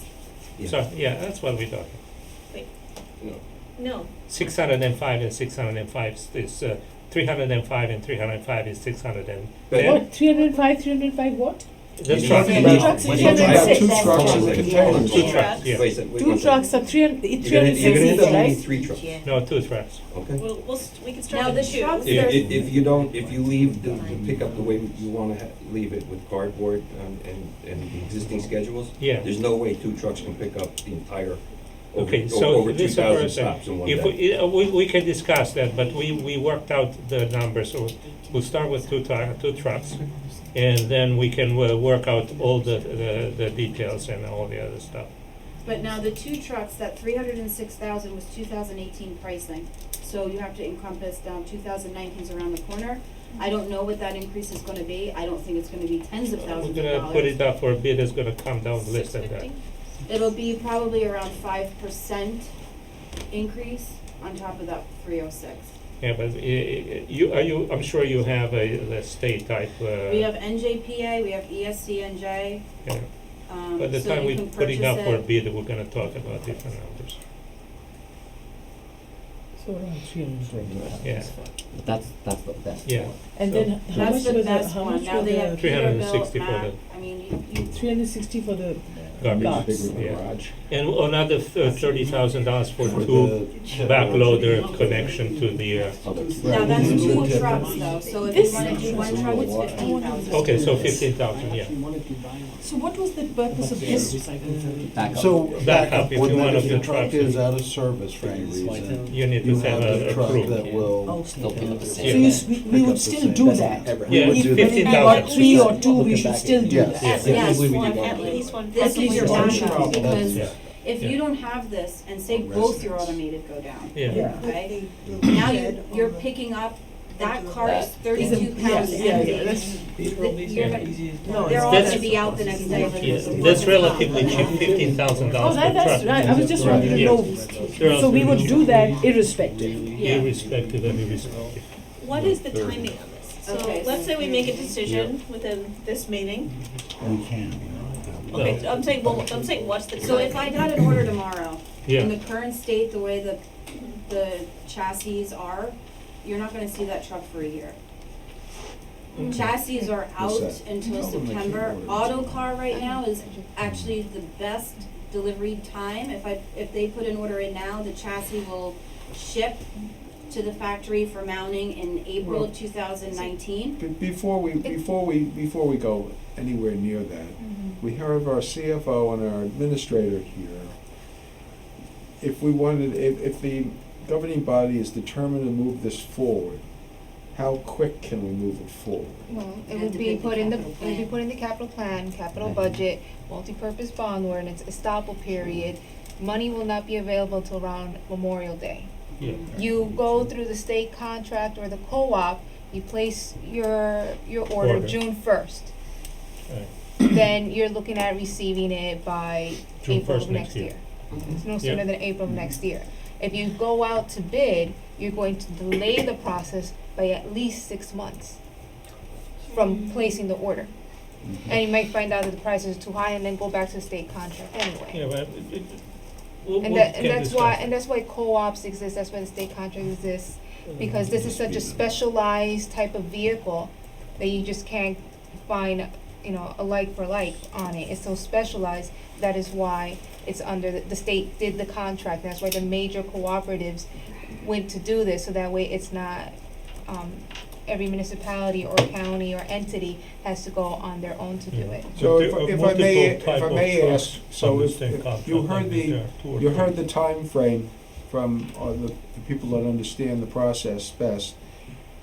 If we decided in 2019 to place this order on June the 1st, we would know in February what the actual cost is. Is that not correct? You said, who knows what the 2019 Oh, yeah, you would prices know, are? yeah, you would know in February. I can give you quoting, that quote will be good for a year. Okay, so, I mean, this isn't gonna happen as fast as we'd like, but on the other hand, we can deal in reality. We'll know exactly what it's gonna cost us, and I have next we can, Bergenfield's we can then purchase proceed orders like and you can without see any, without cost of any yours. question marks. Yeah. And me and Bob have been going through this now for 2 years, so we know pretty much what options we wanna put on these vehicles and, to tailor them to your needs. Pretty much, it would be the same unit as Bergenfield, which would have the extended warranties, all the additional lighting, the loop system, the 4 cameras. Well, one of the things we would what I would insist on doing is we need to bring the people in from Bergenfield and let them explain to us exactly what their experience was, what options they have that work, what options they might, if they had to do it all over again, they might forego. We need to hear from Yeah, I would speak to your actual Corey, customers. he's the manager, the administrator over there, I would speak to him, and then there's also Phil Neville, who's the superintendent of public works. Right. He's a good, and he can explain even how the rollout of the carts went. So he'll be, and I can give you many other references. Okay. I have another question for you. If we go and seek grants on this, recycling grants, any of these things, what does that do to our timing? You're beholden to whatever the organization is, and So we need to know now before we budget if we can apply for any of those grants. Well, we're not budgeting There's now. no- We there's can- no I'm saying, I understand that. there's We no have- state we have grants. When we budget. receive a clean communities grant, we could use some of that money to put towards it. That's the only grant we get from the state. But the Clean budget communities. appropriation has to be for the full amount. Yes. We don't know when we're gonna get And The grants are grants will just reimbursable. Yeah. release later on Mhm. the amount we We also spend. use clean communities for part-time employees, et cetera, Yes. do we not? So I'm not sure we want to rob Peter to pay Paul. We have But that's decisions. the, that's I the have a grant that's question out about- there. Sorry? Yeah, New I Jersey want Clean to Communities. ask an additional question. Is it possible, if we put it in the, I realize we have to put it in the budget, otherwise we can't. As this process moves forward, and it's in the budget, you come across a grant which might fit the bill. Could we then apply for it? Would that work, or it's too late It because we depends already on, put it in the it budget? depends on the parameters of the grant. But I mean, even- let's but even if- say it matched, and Even if it matched, you have to wait for the grant to be awarded. You may not get what you applied for.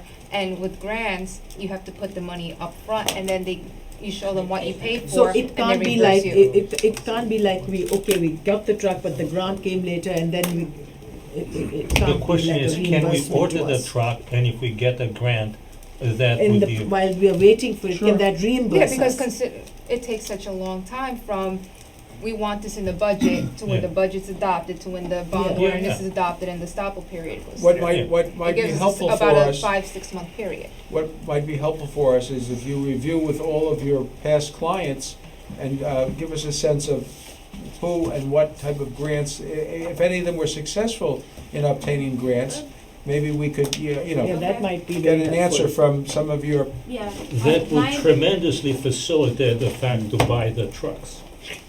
Tremendously. Research as well. Well, the grants will help you, regardless if they give you 600,000, it'll pay for the carts. Or 50,000. Yeah, but anything's better than Yeah. nothing, right? So if that's what Peter was asking, it's very important for us. If we can get the type of grants that we, And being that this is strictly for recycling, I don't know how they wouldn't offer you something. yeah, well, and I also, you know, we have our representative from Mazer here. They're throughout the state, so a combination of what your client's experience have been and what Mazer might find out for us. I guess our grants person, right? I'm sorry? I'll ask our grants person what she knows. So, I mean, the only positive to come out of the fact that we can't order and receive these trucks tomorrow is it does give us some time to look for grants. Right. You have time, because if the money's not gonna be ready until May of 2019, yeah. typically these trucks on a regular day, on a regular time frame, is 6 months from the date of order. But because of the chassis being so far out now, that's what's holding it up. I can get bodies easy, it's just, I have no trucks to put them on. I don't know what the situation's gonna be in the chassis world in May, but right now, you're looking at, like I said, April for the auto car, and then 120 days after that for the body to be ready. I think we've, unless anybody else from the council has any further questions, I think we've got enough information to go forward with. Yeah. I'd like to move on. I just have one quick last question, and this is timing. And I'm not sure how this works, but is there any way to place the order and then pay for it in June? No, You have to guarantee that you have the funds and That the we have the funds. Okay, last question. Thank you Now, very much. yeah, Thank no you very much. problem. I left my card, it has my email, my phone number's on there. So if you do have questions after the fact, I'm available to answer any of your questions. Just so you're here, this is basically buying the garbage cans through you. We can buy the garbage cans through a third party as long as we have the RFID, the information that you need, and the training that can be then incorporated in the management system. Correct? Well, the cans that we presented you are on the source well. I understand that, but I personally went through the show at Atlantic City, and I priced the same 6,000, about almost $100,000 cheaper. Yeah, but I gave you a budget, that's not the actual price. We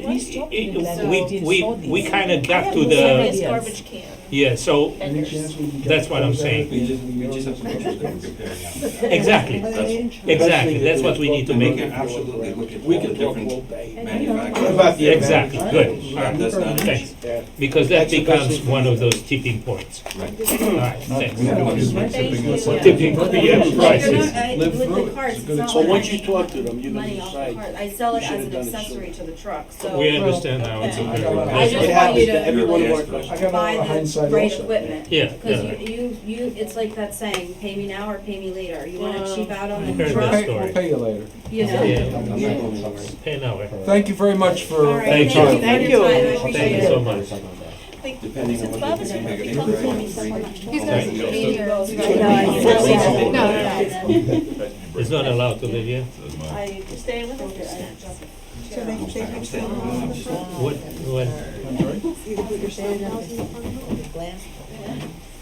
I don't know. Can you plow with these vehicles? Snowplow? Yeah, you can. We don't recommend it, but you should can. You should. Well, that's a good reason to keep the rear loaders around. Well, that was the plan. And I don't really want to expand this discussion now. Does anyone want to look at the cart before we take it away? See if I can fit in. Looked at them in Atlantic City. Yeah, we went over there and we talked to manufacturers. Lisette and Bob, before you go. Not going anywhere. I just want to say, Thank you. I really don't really want to discuss it in length tonight, but, you know, we're going to talk about a garbage contract. I think we need to plan, So the way you do you know, it. I don't see why we would not want to eventually pick it up ourselves with this kind of equipment. So I think we need to put that in the equation as we move You want a forward. job? Just having read up on this and been talking about this for a while, there are just two things as we go forward that I want to keep in mind. One is that we will need some public sessions to really make sure that the public has time to give feedback. But equally, I think because we talked about single and double stream, I think we're gonna need input from the Environmental Commission. I know they feel very strongly about this issue, and there are a lot of costs, and I've been reading, some towns are going forward with single stream, some are going backwards or regretting it, and how that's handled best, I think is gonna be actually one of the most complex discussions of this whole thing. Well, The truck itself is almost easy compared to that, That so- can be, but keep in mind, if, and you know, once again, in addition to an educational program, we also had a sales pitch here. Okay, some of the numbers I would seriously question. I don't question the benefit of the equipment, but I think that we're going to have a tremendous pushback. And Shama, I think you witnessed it. Max, you might have witnessed it. Just talking about eliminating rear yard pickup, creating a firestorm. So that's nothing to exactly do what with I'm it. saying, what But I'm saying. you're This has right. nothing to do So- with it. And I think if we remind the public that they're already doing curbside for all recycling. This There is is no just rear recycling yard. right now. So in that sense, it's a nice segue because it doesn't change that. And I think we all resolve, listen, if we want to run this town as efficiently as possible and keep taxes low, this is a no-brainer. Yeah, but what we need to understand is dual stream will mean twice as many garbage can, which means if we have 360, it's gonna be 720, because we're gonna have to give them two separate. So those are important Well, when we you know, discuss. I So lost it's my, not only. lost my trend of thought, but you know what? If this is as efficient as we think it will be, Yeah. it doesn't prevent us from picking up cardboard one day and picking up Like we do right plastics the now. other No, day. you can't, because people throw out Yeah, I the did plastic. both, What you but do with yeah. them, you throw them out. You can pick them up differently, but you have to store them in different. Well, I would tell you this, Correct. that So canister you need is twice as is many. very, very big. If you think, you know, it's gonna be difficult for a lot of people as to where to put one canister. Yeah, I I agree. could fill Trying to two put- of those in my trying to household. put, I'm sorry? I could fill two of those in my household. I couldn't No, fill not one. fill them, not fill them, store them. Store them. It's a And good bring excuse to them get out. rid of one car. Yeah, that's right. Okay. All right, No, let's, because let's that's move gonna on be- to We have like 4 garbage recycling collection bid specifications. Garbage collection. Yes, our garbage contract, which is for 5 years, expires next year, but because of the regulations with solid waste, when we go out to bid, we have to do it in both the record and the Star Ledger, and we have to give it 60 days for publication, between publication and actually holding the bid opening. But so- they're not Northern Valley Press? No, those are weeklies, it has to be a paid paper that's circulated that Okay. everybody has access to. And that's the state law. Mhm. So we'd have to, within the next few weeks, draft the bid specs, and I don't know if you just want to piggyback what we have, where we solicit for 1, 3, and 5 years, still do the rear yard, pick up with the 2 collection zones, and just cut and paste. Because if you want to move to garbage, if you see with this process, even if you guys are all in agreement with the number of vehicles and the number of cans, as I explained to you with the bonding and the rollout of the manufacturers, it's gonna take at least 1 to 2 years to do it. We're not gonna That's be the able to do it cycle. within So- one year. Before we, look, I think We should do both. for those of you that read the bid specs from the last time, I think they're fine. Yeah. You know. Yeah, they're cut and paste from the state. most difficult part of the process for us is going to be, when we get the prices in, choosing which one we wanna go with. Whether we wanna go with rear yard or just front yard, whether we wanna go 1 year, 3 or 5 years. Those are the major decisions. I think the bid specs were fine. Well, But the the- bid specs here the don't bid have specs the only rear had you and Don't have what? rear and Yes, they do. They're They're only only rear. rear yard pickup. only rear.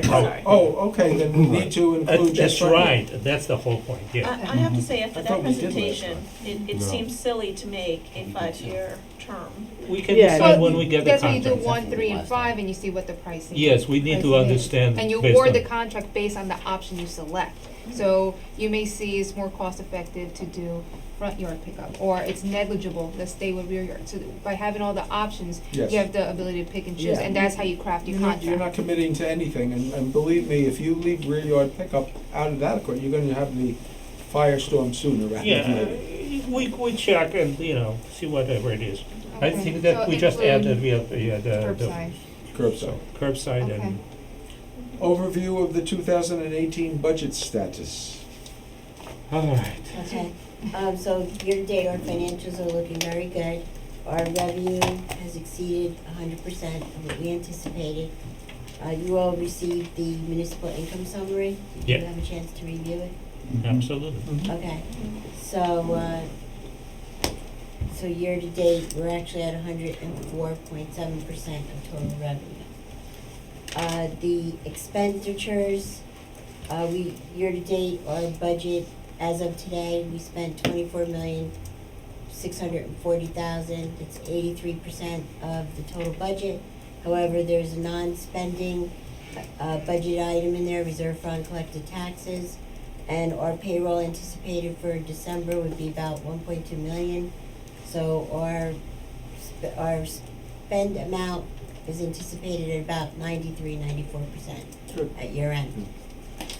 What is good to know, because I approximately with this one, we're gonna end up with a surplus of about $1.2 million or so, if the numbers work out correctly. So surplus is derived from Where do you see them? Where do you see unexpended. that? I extrapolated 83%. Well, let Susan. Okay, surplus is derived from unexpended appropriation reserves from 2017. I'm anticipating that to be about $1 million. Miscellaneous revenue not anticipated. So far, year-to-date, we have 26,000 up to November, but we also took in some premiums from liens that were on properties where the lien holders foreclosed on the properties and they have to forfeit their premiums. That's another 147.5 thousand. Excess from revenue also was 266,000. So I'm thinking it's going to be more than the 1.2 million. Well, that's A question for Bob. Yes. You know, we've all experienced this leaf situation. Okay, so I think this is a good time to talk about that just briefly. Do you feel that, we've got good weather for the rest of the week? let's assume that we get some work done next week. Do you feel we're gonna catch up, that we'll be okay? Yeah, we normally wrap up leaf season around the 15th of December. We've gone around and everything's all cleaned up. I anticipate meeting that goal. Speaking with Kenny today, we went over today's progress. We started working at 1 extra hour per day for the rest of this week. Before the end of the week, we're going to analyze our progress and see if we need to work on Saturday. And if we do, we will. And I plan on having the town done at the same time we are every year around the 15th. That's what I wanted to hear. I wanted to hear that if you need to work on Saturday, you will. And I don't mind comparing end dates in the past. However, I think it's a little unrealistic because I don't ever recall on December 4th being as far behind as we are now. Well, don't forget too, there's a few schedule changes that occurred in December. I'm not suggesting, which I'm normally only don't. saying that between now and the end date, there's a little bit more work than there usually would be on going forward from December 4th. Well, it's important to recognize that when you did the alternate recycling day, that took away 5 days. No, we to pick up. understand So that. that's why it appears So, behind. even though we lost 5 days, we're still going to end on our normal dates. It's not a matter of, We worked out but with it's not a Susan the matter of overtime. appearance. All you have to do is drive down the streets or listen to the residents. We're behind. We are. Okay? We are way behind. But you're telling We me found money to put whether, in. and if the creek don't rise, we'll be okay. We're going to be fine. That's what I wanted to hear. Tony? One second, Tony. Tony, 1 second. Susan? I didn't finish about the budget, if you wanted me to finish. Yes, You please. should have finished. Wait, can we, No, wait, if well, Tony has a some good comment on the things I'd like leaves, to add. if Tony has a comment on leaves, why don't we just? No disrespect to you, Bob, and because you have been around the block a few times.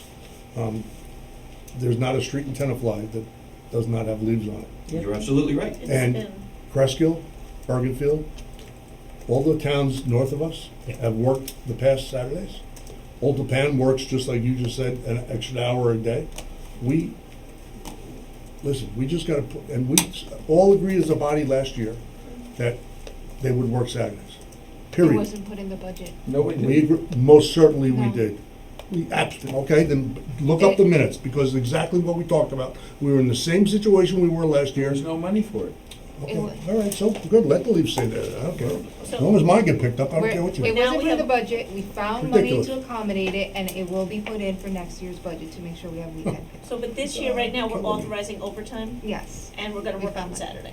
We're going to Yeah, look that's at the what- we're evaluating the situation by extending a day, and like I said, the deadline for people to put out leaves, not that we were done December 1st, the deadline was December 1st. Yeah. Rode around today, I saw clean streets, and I saw landscapers taking leaves out. So we're catching up as best as we can, and we will make the deadline.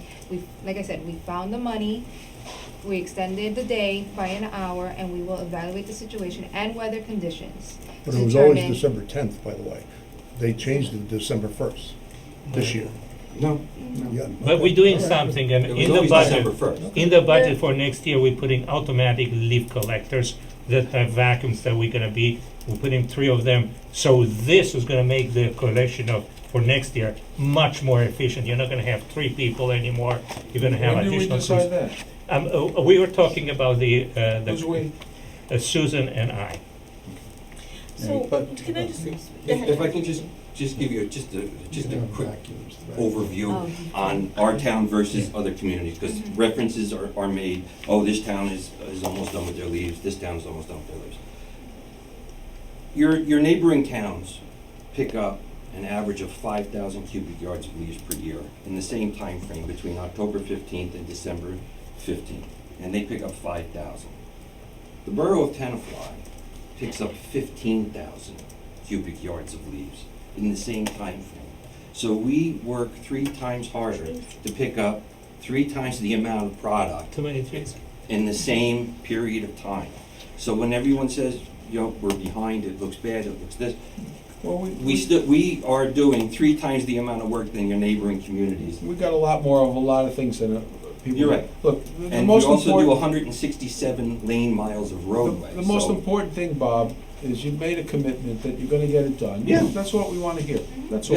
Yeah, they're working hard at it. So I have a question for you. So one of the residents raised a very nice point. She said, look, I don't mind that it hasn't been picked up yet, but I wanna know when. And when I call the DPW, I'm not getting any information as to when I'm scheduled. And is there a schedule that says this week, today we're doing X streets and the next day we're doing these streets?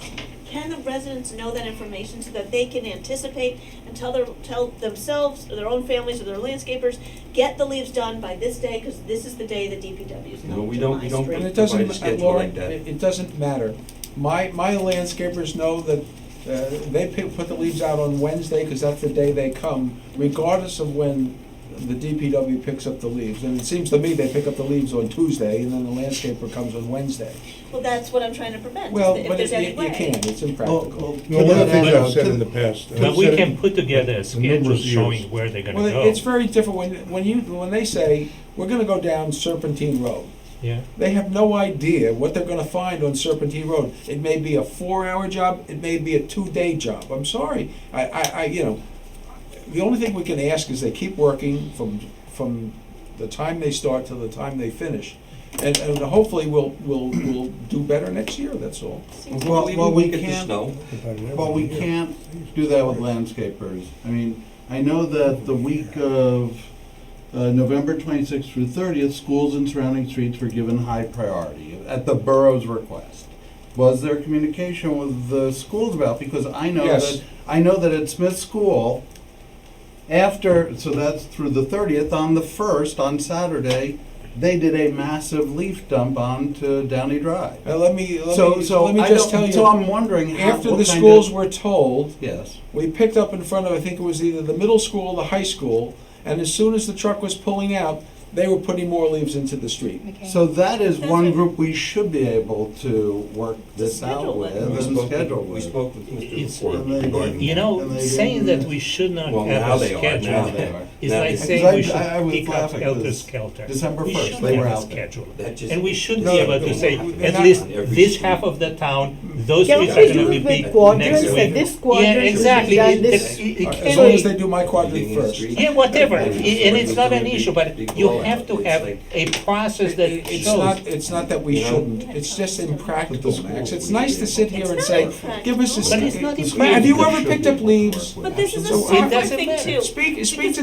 pe- I spoke to the people who helped me pick up leaves at my house and to the landscaper company, and I said, my leaf pickup is the last day, December 1st. And they said, we can't come, can we come December 2nd? I said, my leaf trucks are going, you're gonna put the leaves out, my leaf trucks have already come through my street, and now I'm gonna have my leaves sitting there till, the spring. No, that's not true. Well, I know, but I'm telling them this on the phone, because it doesn't make any sense not to communicate when the leaf trucks can Right, and come if you around. tell them the leaf truck is coming on December 2nd, and it doesn't come on December 2nd, for whatever reason, But How it's, does it it's look? okay, You can they get a will put week out at the a stuff time. by A week at a December time. 2nd, even if it comes on everybody 3rd, was 4th or told, 5th. put it out at December 1st. Obviously, people don't listen to that. I still have leaves on trees. I mean, some of them are still falling. Well, some will be falling at When Christmas do you time stop, too. though? When do you? No, no, no, that's okay. No, we know, But I'm that's saying all- we're okay. by week, we should be able to give our residents a heads up by week. Maybe it can't be done an exact day, and maybe they need to, Yeah. have it, but I don't think it's unreasonable for us to be scheduling by week. We hear what you think. Now, does it matter to you that the professionals don't feel they can do that? I don't think that the professionals don't think, you don't think that There's way. a, look, this is The where professionals technology think and that way. software Well, come into let's I've just play. hear had, from I've them. had, I've Yeah. had municipalities that I managed that Yeah. wanted a schedule. Yeah, We provided the schedule. yes. After we did it for a few years, they eliminated the schedule. Well, that's Then their but- choice. Right, but the That's their reason, choice. but the reason is, just for what, the comments I'm Listen, hearing, yeah. because you make the schedule, it prevents you from going ahead if you are moving along nicely. And because you make the schedule, you only end up with two pickups per year. No, no, no. Right. We No. give the residents, We have so many more leaves, like you said, in the other towns. And if we're ahead and the guys can work on other things like potholes or road fills or branches on those days that we're ahead, I'm okay with that. well, then you're Because really gonna be behind. You get about I'm- 4 pickups in this town per year, most towns only give you 2. look, Yeah. I think we have so many more leaves that I'm not worried about us getting ahead of the leaves. I'm worried about getting on time. But with that's our how we leaves. get, that's So- how we get So, Bill, ahead. Bob, I'm sorry, Bob, That's how whatever I your give name you is. 4, Yeah. and that's how I get So, done Bob- by mid-December before it snows. So Bob, you can do something to the effect this quarter of the town is gonna be done on this week, but if we can get ahead, we're gonna start also the other town. So at least they know that if they don't see the leaves being collected that week, they know that they're gonna be, so though nobody keeps you up to, oh, it was Wednesday, you didn't come. You mean, in other words, if they don't keep up on the schedule next year, you won't sit here and say, why aren't you keeping up with the schedule? No, we understand, we will ask to keep up the schedule, but the fact that we don't have a schedule is not something that it cannot be done. But that's also accountability. Why, so I wanna know, let's say, Yeah. there's an entire week to do 500 houses. Okay, they could be any which way they wanna do those 500 houses in those streets in that quadrant. So let's say they get behind me, or let's say there's a snowstorm or a rainstorm or something. At least we know then that X, Y, and Z streets in that quadrant haven't been done, and we can add them to an hour on the next week when another quadrant's being done at the last hour, or if we need to authorize overtime on Saturdays, now we know what needs to get done. It's a much more organized system that way. I think there's accountability there. There's better communication with our crews as to what's happening on the streets. There's everything there but practicality. I don't think that's an I impossible don't, feat. I don't believe that. Okay. All right, well, here's, because Kenwood and Peister, I asked, Bob kindly had the DPW check. So they had leaf collection, this is the problem. They had leaf collection on October 29th, November 2nd, November 9th, that's beautiful, that's rolling along, that's great. November 9th was their last leaf pickup so far, through the entire, until this week, through the entire rest of the month of November. Because we pulled off our regular routine and went and did the schools. Then we also added the recycling schedules, which took us away from picking up leaves. And therefore, if we do a schedule like that, then now you're telling people, hey, if we do these extra pickups, we're not coming back to you for No, 2.5, but 3 that's exactly weeks. good. That's But they're where gonna yell and scream, knocking on it. Yeah, exactly. That's good. Say, hey, you didn't. If you But are not done what by the that did, 5th on the street, It you are ruined out our of luck efficiency. from now. But you know what would By be good? pulling us off our route, right, and making us go do the schools and making us do the recycling, you ruin my efficiency. Because I start, now I stop for 3 or 4 days. Yeah. Now I have to pick up where I left off and So start again. you got screwed by Thanksgiving.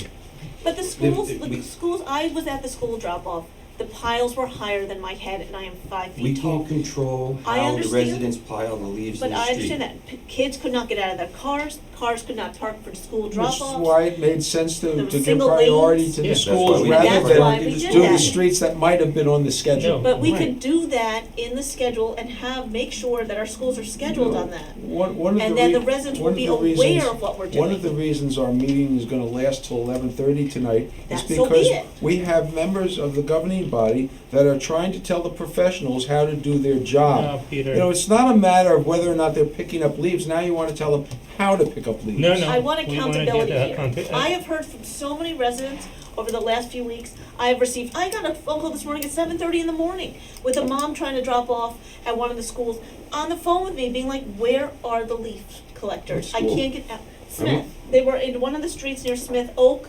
They sent me pictures, Oak and something else, and the leaves were high. And you know what? I went around Smith. The school is the one that dumped those. No, but this was on actually on Oak Street where she lives. But whatever it is, I've heard from residents left and right. I've called Lizette, I've driven her crazy here. I've sent her pictures. Park Street was down to like a half a lane with so many leaves. There's a number of streets that are like that, unfortunately. And that's a double wide street, so you know it's bad.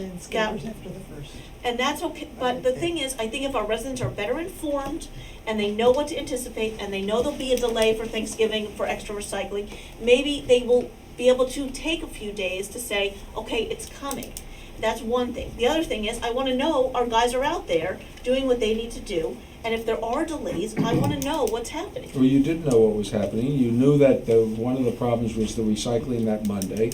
You knew a number of what was happening. The problem is it's almost impossible to produce a schedule that's going to be accurate when you're taking in all the variances.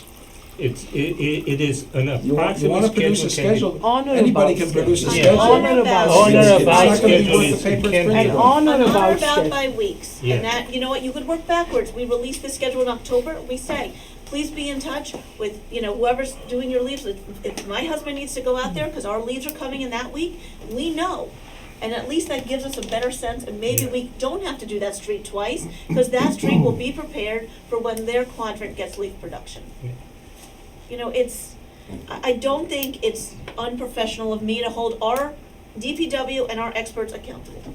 And I am a member of this governing body, and thank goodness, because residents have come up to me very upset for safety, for concerns, for roads, all week. Thank And goodness it's for all what? over the And I can say that and there various is certain groups, voices various one thing Tenafly groups have been following. screaming on Are A the social middle, media. a middle of the road hybrid, it makes no sense to have a schedule in the beginning of the year or even September. I said Because October. Because we October. have, even in the beginning of October, we've had crazy wet weather, mild Snow. falls, and then like insane cold snap, and then, so possibly we could look at, number one, having the residents that use landscapers, encourage them to have the landscapers go to the yard. They can dump at the yard the leaves. They I don't wrote- have the. But if they let you that know, know, they there's don't an have the opportunity. Because really- I saw the landscapers today, I rode around, and they're out there You- and putting their machines on top of the leaves and toppling over onto the leaves. The real But- solution, if you really want a solution to this, you can do what Teaneck's gonna do.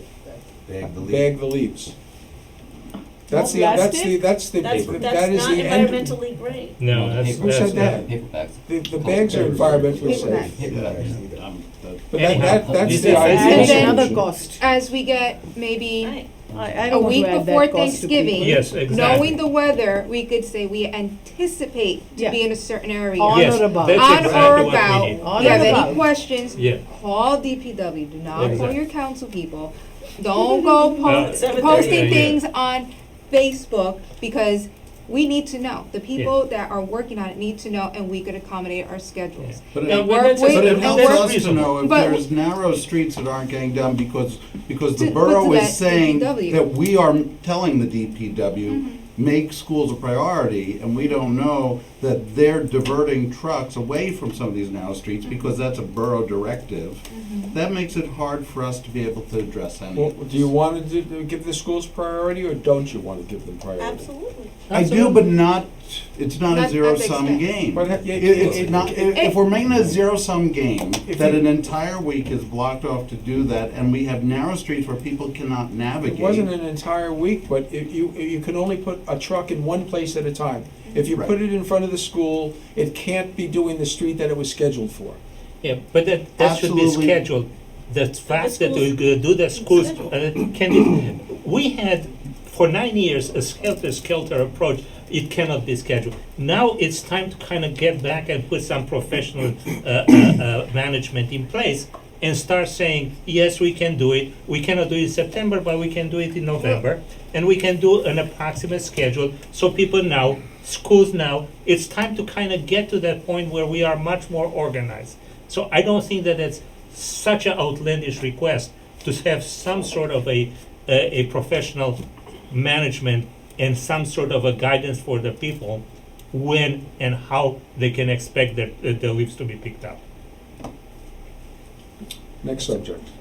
But we didn't finish the financial. Well, because- Oh, I'm Tony sorry. had a comment. I'm Oh, sorry. We keep not letting Tony speak. Lauren, Oh, let's Tony. finish He's up done, he there. said. Let's finish Tony, that. Tony. Let's finish the finance. Thank you. Okay, so I was just going to talk a little bit about the 2019 projection. So far, health insurance premiums, some of the premiums will It's be- not on this sheet, No. right? No, it's You're not. No, just- no, I'm just Okay. talking. Some of the premiums will be going up a little bit. I looked at a few of them, Blue Cross Blue Shield, Aetna. Some of them will be going down, up by 3%, down by 2%, depends on what plan our employees pick. The wages will be increased in accordance with the contractual obligations. All the department heads will be sending in their figures by Friday of this week. They know to keep their operating expenses flat. Our debt, as you know, is very stable since we we did our 10-year general obligation notes in 17. We also, our reserves are very healthy. Our appeal reserves are very sufficient. We should have about anywhere between $760,000 to $1 million in reserves by the end of this year. Our terminal leave is also very healthy. Our reserve is at 116,000, almost 117,000. And our shade tree trust, we can plan on probably moving about $100,000 over from escrow into shade tree, and then we can use that for a comprehensive tree planting program that can go out to 114 to be bid. precise. That's great numbers. Yeah. We have to commend Susan and her staff. We went over there, they did a tracking of all the basic trees that we have to, and it's just up to 2016. If you add the 2017, 18, and so it's probably almost 300,000. And I was discussed In what? in tree. Yeah, Tree and I'll discuss this when we get to the tree ordinance. We have to modify the ordinance in order to be able to capture all this So you money. have to plant how many trees out of that 300? We can. That's a different story. So Tony, we are going to request the Christmas tree, right? Yes. And And capital, plant a Christmas tree. for capital, you're Put looking it at a up, minimum of 2.2 million just with the garbage trucks and the road. Well, Susan, what was capital last year? We spent over $3 million in capital. And you're saying that even if we add $1 million for the garbage trucks, that it would only be 2.2? No, we're So looking at far. a minimum of 2.2. So And far. right now, we just have the road program and the garbage trucks in there. And we didn't get the capital from any of the department heads yet. So we're looking at a minimum of 2.2, ideally. we'd like 2.2 million, That a we wanna minimum. spend. minimum. But Susan, we're gonna buy ideally, 2 trucks ideally only, you not 3. should go We only buy up 2 to trucks. about, we've been Yeah, consistently let's talk. planning for about 2.5 million every year. And that is part of the reason why we had a AAA bond rating, because we're consistent in our planning. So last year we did more, but I would say this year, contingent upon what comes in from the department heads and what you approve, it could be up to probably maybe $3 million. So, 2 questions. If we're up to $3 million, do you believe that there's a potential for jeopardizing our AAA rating? I think we should try to stick between 2.5 and 3 million, Yeah. depending on what we, and no, because I think our debt structure is gonna be looking even better in a few years. And I know it's gonna be looking even better. can you either give a ballpark figure now, or give it to us at the next meeting? The difference in what it would cost the taxpayer in year 1 or year 2, the difference between a capital budget of 2.5 and the difference, and $3 million. In other words, what's the, What's the tax So, implication? the way that works is that you have to look at a maturity schedule for how the bonds are issued, so that's all contingent upon useful life too. So there's a calculation that goes along with that. So until you know what your plan is and how the payment structure is structured, that's how you can tell what your principal's gonna be and your interest paid. So I know, for example, for next year. Hold on a second, wait till they're done. I know, for example, next year I looked at some of the principal and the interest for our bonds. And principal will be going up, but interest will be going down by 50,000, the principal's gonna go up. And then there's a decrease in interest of 52,000, so that That's offsets offsets. nicely. We have a bond anticipation note, which we'll be paying interest on, and we only have 1 bond anticipation note out right now. So ideally, in a few years, we would put together all of our bond anticipation notes and go out to bond again. Yeah. But at that point, when we go out to bond again, our debt, well, this year we had like 2.4 million in bond principal to pay. Our debt at that point, our principal payments on bonds will be about 1.1, so we'll be in a very good position to roll the bands into bonds. So we're Thank you. looking good. Any other questions for Yeah, Susan? and Susan, we only looking at the 2 trucks, not 3. Well, no, I only, Maybe, I'm only, maybe, but, maybe. but No, we're no, looking no, at no, 2 no, trucks. We haven't and the made garbage any, can. No decision. any such Maybe one decisions as of garbage yet, man. Yeah, we haven't I made mean, a 2 decision. recycle, 1 garbage. But Maybe max, we should we're think looking about at that. 2 trucks and the garbage cans. Yeah, That's exactly. that's like $1 million right there. Exactly, 900. And then $1 but million for roads, probably. Let's go into the railroad lease, please. It's so long. Where are we? It takes so Railroad long to station. get this stuff into place. Yeah, might as well do 3. No, that was Well, that's fine. Well, as Hold on a second. You know, in a work session, we should be able to talk. It's Not, very not frustrating. over somebody. If you I'm want not to trying to talk, talk over somebody, but we're having a conversation. well, then That's a Bill continuation. can wait. Okay. One sorry, person at a Bill, time it's should not- be talking. I'm not sure what meetings you agree. refer to. One person at a This is a time. work session. We are That trying to doesn't mean discuss. you talk over people. All right, I who's next? understand that. What's next? Bill? Okay, so as everyone knows, the result of going out to bid on the railroad station, we only got one bid, which was a qualifying bid. And as we expected,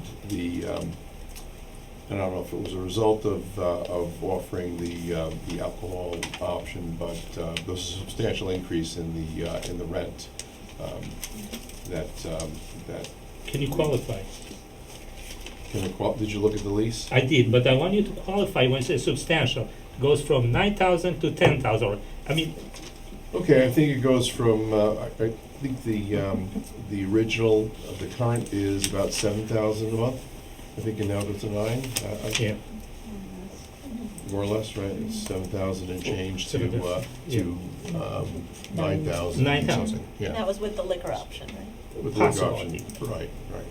And it has the, I incorporated the bid specs, including the option to apply for the annual permit. All of the changes that were in the bid specs that we had discussed before over the old lease. I've also taken this lease and updated it a bunch of things. I reorganized and updated some of the provisions. Essentially, that's it. It has all the provisions that we discussed and that were in the bid specs, and Comments we're ready or to go. questions or concerns about the lease? Yeah, Max, I and then have- Lauren, please. You have 2 options for additional 5 years. Correct. That was in the specs. There was what in the previous lease was the same? Yes. Okay. Then we have the $50,000 for the capital improvement. Yes. Okay. And everything, I saw that it's in. Is there a time frame that we can use that capital improvement to make it, because I would like to do it before the I mean, whole. when do we get the $50,000? Yes. No, we get the $50,000 when the lease is signed. So it's a January 1st. If it's January 1st, it's January 1st, yeah? Probably before that, Okay. but. All right, thanks. Lauren, please. I still would like to amend the sign section just to make sure, because they are supposed to put a non-smoking sign at Cafe Angelique, and it says no other signs. And I keep saying that same comment. Well, the signs we're talking about are exterior signs. This is an So you exterior want one sign outside? that was put on the outside of the building. So I just don't want them to not place that because, Well, to the extent that we require it of. Is it in the ordinance? yes, it's So in. Then it would be a requirement of them to comply with the I'm ordinance just saying already in there. that's contradictory in terms. And then the second thing I was gonna ask is, with the option for liquor, they would need refrigeration. And right now, I think that's to a minimal, or it was kept in the, correct me if I'm wrong, the attic space. Is there anything in here that would restrict it, from adding additional tonnage, I guess, to that second level? Yeah. Well, the lease is only Yeah. technically, even the old lease was just ground floor space. Mm-hmm. That's what this refers to. Well, they're, I mean, we know they're using it. They've been using that, whether or not it's in accordance with even the old lease is up to question. We were allowing them to do that or overlooking the fact that they were using the space above. But this lease, just like the prior lease, really just pertains to the ground floor. Jeff, please. I think my question's more for Susan possibly on this. So the $50,000, which is capital improvement to the building, does that money just get put into general funds, or are we earmarking I think we this? put it in a trust, yeah. It will be in a trust for For a improvements specific for that purpose, building. yeah. And I think we could use some input from the HPC. Right. Yes. That- I know I want to discuss that I know tomorrow Karen night. for Karen that reason. spoke to me about getting a estimate on roof repairs. Yes. I connected her with Bobby Thompson. Right. But no, this money, it's a historic building, and the HPC. I know, I just want to make sure that the money is earmarked and not going into some general Well, fund. just keep your eye on Oh, no, somewhere. we'll go for it. So I will bring that up with the HPC tomorrow, that money. Keep your eye on Susan. Yeah. that's It all. was in the bid specs Right. that it's dedicated to the building But it also was in the bid specs, that's also in this lease, that the borough engineer would be, in cooperation with the HPC, deciding and putting together a report of how the money should be spent. Which begs the next question, are we gonna have some sort of an expert look at what we need to do and kind of price out this $50,000? I mean, is there now a plan? We got the money. There has been an expert. Well, I thought it says Somebody did look the at that. HPC and the Did and somebody engineer. look at the roof? But roof is just yeah, on part of it. And part of the There was exterior, leakage. leakage and the. That's part of Keep it. in mind, Max, when you hire an expert to do this, they gotta pay him. Yeah. I didn't mean to, I mean, first there were like two type of the, one would have been the external and historical part, but if there are structural things, DPW, do we have, or somebody internal that can look and say, those structural things have to be done in order to make sure that we have a 15 years, those are the things that I'm looking more, not the, Well, and do we have anybody in here that can do that? Bob? 2 years ago, we walked around the building and we brought in a historic preservationist to do pointing, repair the windows, Yeah, I remember repair that. gaps in the Yeah. brick, close up caulk windows, replace broken windows. Yeah, that's an ongoing process. Yeah, but I'm saying, is there anybody looking at the structure, Someone something? from the Historic Preservation Commission, I believe he's an architect, Yes. his office Yes. is in England. Yes. I believe, I met him, I met him Okay, 2 years in a row. We did an exterior walk of the building and interior. He pointed out items that he Okay. felt needed attention, and we brought the people in and had it done. Okay. Jeff, share Max's concerns with the HPC. Right, they please. already have put together a Okay. preliminary list. What but I will I share- would I will share suggest those is that you concerns. put in the lease that they're not allowed to use the second floor. Because I assure you, they're using it for other than just storage and refrigeration. So it would be in Wasn't our there a best leak? interest to say, Yeah. no that's what we need accessible. to fix. Because from the But second that's a floor. decision we I have to think make. That's from. they've been from limited the- to storage up there, and to what degree, I don't know, but I know our HPC is all over them, so Yes. I'm satisfied. But I with will that. report back to next Okay. meeting. I would also want to inform you that I did speak with Isaac, who's the current leaseholder and future leaseholder, to ask him what his intentions, if any, were about the liquor. He has not made up his mind. I suggested that he call you. Did he speak We with you? didn't, no. I suggest, because he had a lot of questions I didn't feel qualified to answer. I suggested that he call you, but Yeah. he's certainly not jumping in very quickly to the concept of It's his liquor. choice. It's his But I'm choice. just giving you Yeah, good, very a good. report, and I'll be honest with you, I spoke to another restaurateur who would love to be in Isaac's shoes, love to be able to sell liquor for $3,000 a year. Mm. So I'm not sure where he's going with this, but Right. it is what it is. I would certainly suggest that none of us tell residents that we're going to have liquor there anytime soon, because it's not a done It's deal. his option. Yeah. If he, I have a question, if he decides not to use that liquor license, Mhm. can we offer it? No. No, it has to be a location that's owned by By the us. town. No, I mean like McCandless Room. for No, wine. no, it's not moving. That's one way to Well, host them for you know, fooling around. I'm just Sounds like saying. a No, party she's saying, room. can we have a separate license for McCann's Room if we want to make a restaurant of No, how it? about the snack restaurant, bar a at the party municipal room. field? Party space. Yeah. An event space. An event Right. space. Or a community even better, event at space. the park in, Davis Johnson. Yes, Davis that'd Johnson be Park lovely. over there. Event. That would be a good place. Well, Fantastic. you know, if you really wanted Weddings, bar mitzvahs. you really wanted to investigate Yeah. and do something like that, would take a lot of legal work, a lot of changes in our ordinance, but. Really? Make it an event space would take a Sean, lot that of would be fantastic. changes in our ordinances. Yeah. We could do, well, Yeah. There's a way to do it. I Okay. love that idea. we don't have a, It's we a don't lovely have, I don't think it would be Yeah, the way you that's would we a want. don't have a social affairs tenant permit. there, I know. so we, That's you what it know, would be. no And tenant then is we going don't to, get anything of it. you know, no Yeah. tenant, ABC who's that gonna gets it. spend the $3,000? I don't think the borough itself can hold the liquor license. Oh, we can't? No, Oh. that's No. the question. That- All right, But let's can go- the library board? Let's go to the administrator's And the garden report. club. Yeah, you know, that might increase book rentals. Yeah. Yeah, a little bar in there. Okay. Let's go to the It'll be the administrator's most report, please. popular library in the world. Yes, my report with the Oresco Park, I met with the landscape architect and the contractor, and that sandy feeling on the walkway, that is not a finished product. It is just because of Good. the weather we've had, they have to seal it, and it makes no sense sealing it now because then you're wasting the money. So they have to wait until the temperature is stable in the spring, and they will come to seal it.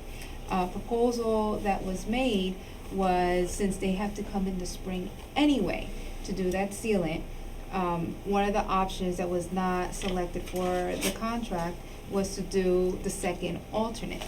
And if the mayor and council would like to have that work done, and it could be done in tandem, we estimate it'd be approximately 45,000 plus whatever the soft costs are. Another pathway. Another pathway, I'd have another to room. see it. Oh, going I need to to see it. Going Washington. to the intersection of Washington Ave, Yeah. which is a place, you know, it certainly is something that would be a positive thing. To try to bring the Any project chance we to could get a completion. grant, or we can use open You space could- money for that? Yes, that's what I'm I saying. have to protest, I wanna say something. You could use either open space or go out Yeah. to bond, so that changes that 45 to a little more because of the bonding costs. But that is your decision, and if you want to do that, we need to know. Okay, but I wanna say decide not to something. When this project was brought up, and it's not, I specifically asked Jewel, who was at the time, are we gonna have the second path part of this agreement? Because when we looked at the contract, the sketches were not included. And I don't know, I was duped or something to believe that the second path was in. What was in was a proposal for a second path, not a second path. I'm just saying is because I'm frustrated when we get in something and we were told a different thing. And I was fully expecting the second path to be in. And Do we need the second? I'm shutting I it. thought we changed our mind and went with a different, there were three plans. One included that path.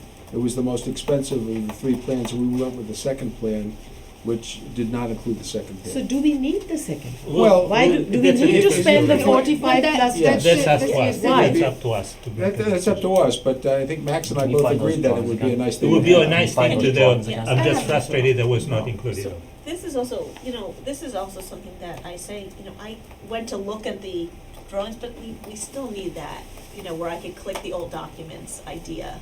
Can we don't have to get into it now, but this would be a perfect example of that. That can be Okay. done with the new engine. You got I it. I All took right, care of we'll it. talk. Okay, Yes, good, we'll thanks, do that. that's so important. So that's something for you guys to think about over the next month or so. Yeah. So that way we take advantage and have it done at the same time, or just do the sealant and then proceed afterwards. And with the pothole Be repairs, the pothole killers came last week. Bob gave them the map, worked with them. They're keeping the proposal that they had presented to do the 50 tons at the 23.5, whatever it says here. I've secured the pay-to-play documents. I've secured the vendor information. Finance has established them as a vendor in our system. So what we'll do is authorize the issuance of a purchase order on December 11th, cut the purchase order on the 12th, and coordinate with them to come fill the 50 Good. tons of the potholes. Great. Bob, my only concern about this, obviously you have a lot of potholes we'd like to fill, is I don't want unrealistic expectations. I don't want, after we do this for the council or the mayor, to come back and say, wait a second, we spent all this money and they didn't do all of the potholes. What are we getting for this money specifically? You're getting 50 tons of material, 80 hours of machine operation, which it takes 40 hours for 25 tons. So you'll get basically 2 weeks, and they say they can encompass every street in town and fill what Well, they're not filling cracks, they're gonna fill what are they, what They're not exactly? filling cracks, What are they, no. what exactly are they gonna fill, and what exactly aren't they gonna fill? Actual holes, they'll be filling. If you would like, I could also get a price on crack sealing from them also. That you machine's advise not them? gonna do it. But it's every pothole in town with the exception of cracks. I mean, it's so important because cracks are cracks, but potholes, they blow up your tires and everything. I think it's a well-spent money to get every single pothole in town Jeff, please.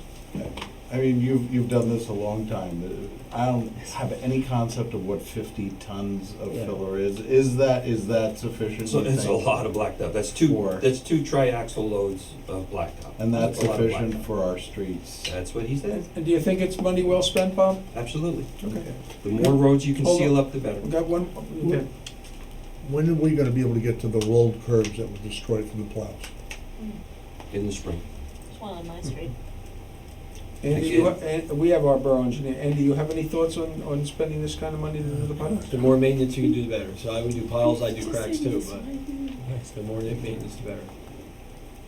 And you get cracks. So folks will move forward with this? Yes, Yes. absolutely. Okay. We're gonna vote on the 11th on this, yes? Yes. Yeah, This is only a work session. And That's he'll not bring December. bring the stuff in within a week, right? What's that? He plans on doing this job as soon as we give him the okay, right? I will touch base with him tomorrow and Yeah, because advise they- him that the they 11th told is us it going can to be done in any Is this a if the weather, That was my question. can the weather put a kibosh on this? I'll get back to you on that.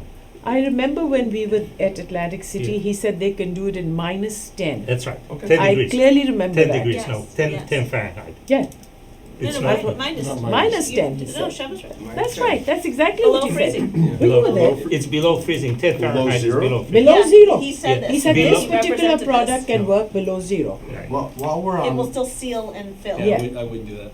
No. Okay. I know it's a No, good, no, it's a good sales absolutely. pitch, but that's one. No, person. I would not do that, It doesn't absolutely. work. No, No, and but what I mean is, this weather is not going to stop them. I would think that Bob has the expertise to say yes or no depending on the weather. yeah, and it would put basically another pressure on you to finish up the leaves by the time we Yeah. get to When we that. get the leaves done. Can I get a schedule when the potholes on my street will be fixed? Yeah, That's a well, great idea. But you know what? That's something also the residents have been complaining about. So Yes, it would be absolutely. nice to tell them, I'll guess do what, on that. December. On or about. December- I- on or I- about. It is Weather Christmas. I contingent. like to surprise people with gifts. Get Shel a Christmas are we tree. familiar that there's work going We're on coming to tonight that. on 9W at East Clinton? 9W and East Clinton In were order- closed last night. I In went order to to take the encourage. dogs out at 11:30, much to my surprise. I went up there, and they're redoing it, the entire 9W is being resurfaced. Last night, they were in Tenafly and They're Englewood still in Cliffs. Tenafly. Yeah, it'll be closed again tonight, and I was very surprised and upset that our police department was not made aware of it. Right, and they're Nobody- not there again tonight. Well, no, I don't care whether they're there or not, but they weren't even told. Right. God forbid an emergency vehicle went up there, they'd have to, they'd lose precious minutes, so. Anyway, That's all that I have. You have your engineering monthly report, your building department report, storm report. oh, and Bill, can we take a little money off of this pothole thing? He called me Mayor Mustin. Yeah, and just, I've been Peter, called worse. why don't you basically bring everybody up with the Fister Pond, because that's important, it is in the engineering report, and we Okay. have to make a decision. Yeah, I don't believe everybody was copied. Jeff, Jeff and Dan saw this schematics for the new gate, and We all saw it, it was presented to okay. us. So then, at this particular point in time, I know Andrew McKesh, who's not here tonight, unfortunately, was not satisfied with what he was presented with. I didn't see that. I didn't see it that way. I asked Dan and Jeff, and they seem to agree that we should move forward with what we have. I spoke. No, I said that I wanted an answer to Andrew McKesh's question, that's what I said. Okay, What well, was his What was his question? question? So His what is question his has to do issue? with the height of the proposed gate as opposed to the height of what's currently there. all right, well, Andy, And you want and to there answer were that? some issues they had, he's been going back for, you could probably address this better than I can. And he keeps asking the same question, not getting what he feels, and may not be a totally clear answer, because this has been back and forth with the vendor and going in 14 directions, and I guess the feeling is to get a week here or there to get the right answer for a gate that's gonna be in for a minimum of a half century it's worth having all Well, I think answers you're- now. So You're being inaccurate when you say a week here or there. It's been months and Well, months. the months have been due to many other factors, not just, to lay that at Mr. McKesh's feet would not be fair. Well, because it's not totally been- inaccurate because it's he's been changed months. his requests numerous times. It has been months for many, many different reasons, including going back to what the original forecast for the DEP to respond was going to be back in April. And what did we find out, in July or something? I think we found July. So that right there was a 3-month delay But that has nothing to do. I think so for Andrew, Yes. I spoke to Andrew numerous times the last couple of days, and Andrew doesn't necessarily understand our terminology. When I talk about inverts and top of weirs, he doesn't understand terminology. The gate that they gave us will fully operate and function and achieve everything you want. Andrew doesn't necessarily believe that. I get that because he's not an engineer. I told him I'd meet him and Peter out there. So they couldn't do it today. He's asking to do it one other day this week. As long as it's not raining, I'll meet him out there and explain it to him. What I keep trying to tell him is, and I can say something to you, the gate that's going in will cover the opening and allow the water to be raised up as high as it can before it goes over the area around, which we'll call the dike or the top of the dam. We don't want to force the water over and around. I think Andrew shared a picture with all of you that shows the water going around. We can't design a weir that does that. We can't allow it to happen. That's bad for the dam. It erodes it. He wants to have the ability to raise it up and allow the water to go around. We can't do that. Will that affect the potential to hydro-rake in the future? So hydro raking is a whole different issue, a whole different permit. So for hydro raking, the more water Water you could, level-wise. yeah, the more water you could potentially add to the pond, the better. The problem is the DEP is not going to let you raise that 1 inch. You're not going to be able to raise the water any higher than the current dam that Right. exists there. You have the earthen dam, and then you have the concrete dam. The concrete dam sits up about 12 to 18 inches higher than the earthen dam. The gate can do that, but if the gate came up and went all the way to the top of the concrete dam, it's still going to go around the sides. Right. We don't want that to happen. It's supposed to, the top of the gate we're proposing is supposed to let the water go through the control structure and not around the sides. Right. And that's the disputed point. There's not much I can do to change that. I'll take them out there and show them that, but philosophically, there's a difference of opinion on that one issue. I did speak with Peter Punzi late this afternoon, and Peter, I believe, is ready to accept the proposal for this gate, and I believe we need to move forward. This is the last one from, when was it? When we were in Atlantic City. The We're third not, option. this is the last gate. This is Right, it. We're that's done. the third one. Yeah. So with the council's permission, I think we should authorize moving forward on this. I don't know. Why don't they think have their council- meeting and then Let we them can have their do it on meeting and December? then- Can you try to meet if possible before our next council meeting next Tuesday? Would that be We've possible? So I don't think you need, I don't But need haven't we council. You don't need allocated council. the Allocate the money money. Yes. and everything? If Already they agree, covered they the move money. You know, if the forward. There's all committee agrees, internal. we're good. Well, We don't the sense I got, Jeff, I hope your question was answered. No. I'll meet, Mayor, I'll meet with, Look, I'll he's meet with got me Andrew with and him Peter this that week. I He's think- met with him before. I'll do it one more time. I'll meet with them this week, and if they're okay, I'm gonna authorize We it. appreciate that. It doesn't need to come We back to appreciate council. I'll meet with them, that's fine. Thank you. Thank you. Okay, we finished with the update, and we go to correspondence. The Tenafly Garden Club has asked for permission to improve a little area downtown. They did it at one point once before, and I don't see any downside to it. Anybody have any thoughts on that? Should I bring up my issue now, or is it for good of the order?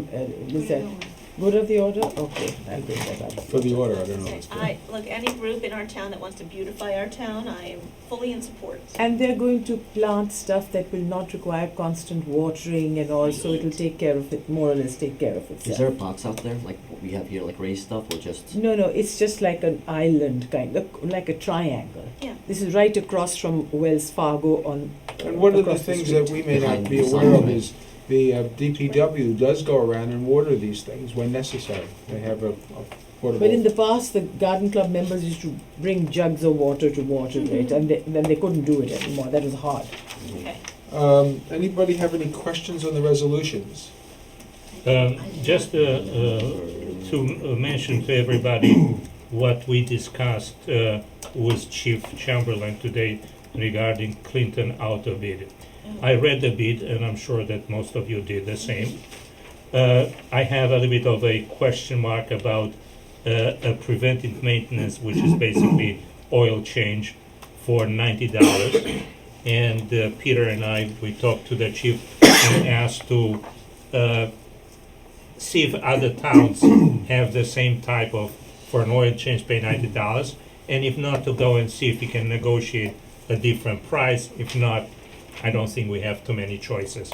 But that's something that strikes you as a very high price for an oil change. I think one of the things we ought to consider somewhere down the road is, I know at one point, DPW did a lot more work for our fleet in-house.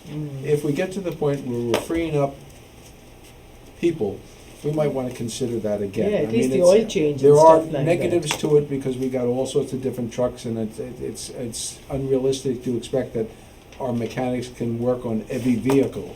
But I think we would need to discuss with our director whether or not we could save money by bringing more in-house. Especially the simple part, oil change changes tires and change oil tires. changes. If that's a synthetic oil change, the $95 isn't too bad on that size engine. Yeah, it probably is. Next is old business, LoSAP.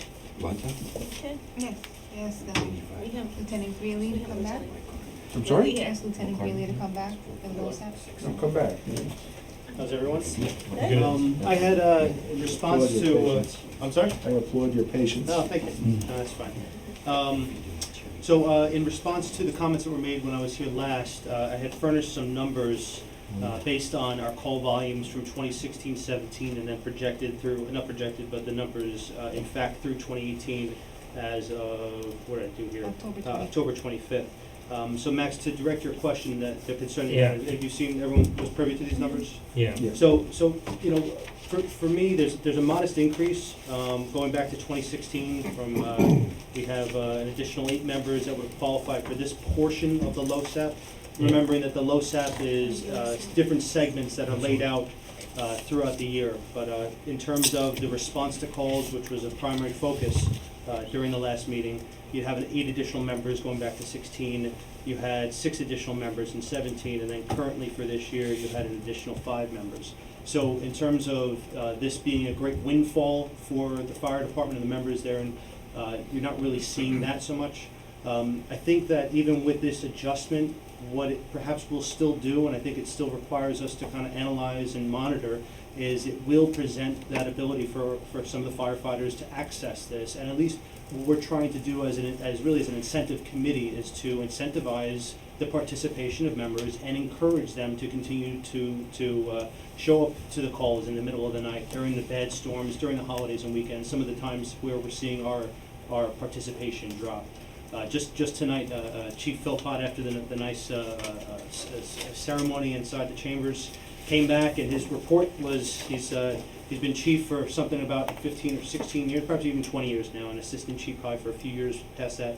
And he goes, for all these years I've come here and I've been saying the same thing, which is we need to have more firefighters at nighttime. And so I think this is a step in that direction. I think there still could be more that we can do, but I also don't want to overburden the council. I think that we are taking a safe step forward by making this minor adjustment that's not going to net a terrible amount of money spent. I know that we allocate the money for all of the firefighters to receive this benefit, but certainly throughout the course of the year, we don't see all the members getting that. Just having a few might encourage a few more to participate and have their participation continue and hopefully bolster throughout the year, especially during those challenging times.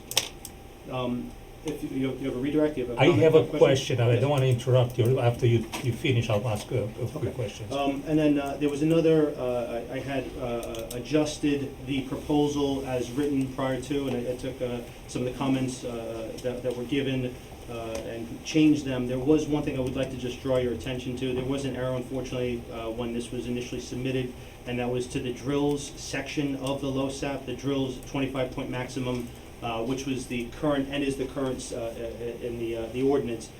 The change, there was an error. The committee had put 2 points per event, and it was supposed to be 3. And essentially, what this is currently, as stated, the 25 points is if you attain attendance at 35% of the drills held by the department. We typically hold 24 drills. It's 2 months, 2 drills a month for the duration of the year, and that equals 8.4 events in order to qualify for that section of the LoSAP. With the 3 points per event, that's 8.3 events you'd have to attend to get the maximum number of points in that section. Everything else was as presented to you through Lizette, and I welcome your questions. Michael, first of all, thank you so much for addressing the council's questions. What this one still, and it's exactly what you said, does not address is the requirements for people to come at night. And I don't know if you can do another change or something to kind of put something to the effect that 20% of the nights or something like that, that will really put a bite into the requirements to get to your point, because that was my first question. Now it's 20, so you don't want to have the casual, you want to have the dedicated to really be rewarded with these points. So it's up to you how you want to handle that. Well, I think, again, this is a healthy step forward, and I think it's going to present another benefit that the members will be able to come into. Concurrent to this effort, we're also, as an incentive committee, we're looking to potentially restructure.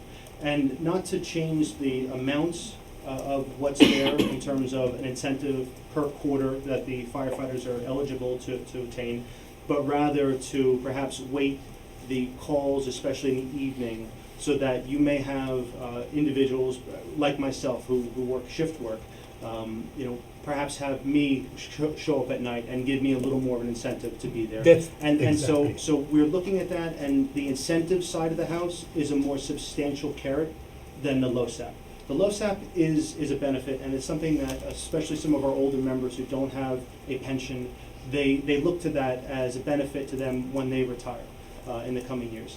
The incentive is something that we look at quarterly. This is something that is more yearly, and so if we want to really drum up that participation, it doesn't just stop here. This is just a piece of the pie. We're working at different angles because it's important to us as an organization. We pride ourselves on the participation that our members have and the dedication to this town.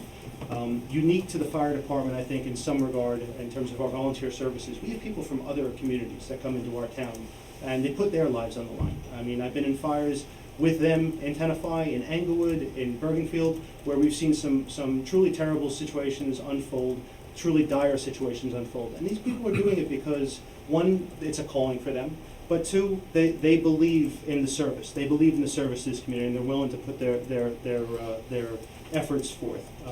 We're just trying to work on addressing some of the more mundane, go into that alarm call in the middle of the night where it's likely just going to be steam from a shower, and that's the call. The call comes in, it's an alarm somewhere up on a hill or what have you, and it's reported through dispatch that respond with caution, or just be advised they called an attempt to cancel. It's still vital that we get an engine out there and a truck out there, because we've seen instances in surrounding communities, Teaneck comes to mind, where you have an incident that you think is nothing, but it buds so quickly up into something. I just think that what Max is saying, and I agree with him, the one thing that stuck in my mind was the nights. Okay, guys are raising families, and we understand that. And I agree with Max that I don't think this necessarily addresses that particular thing.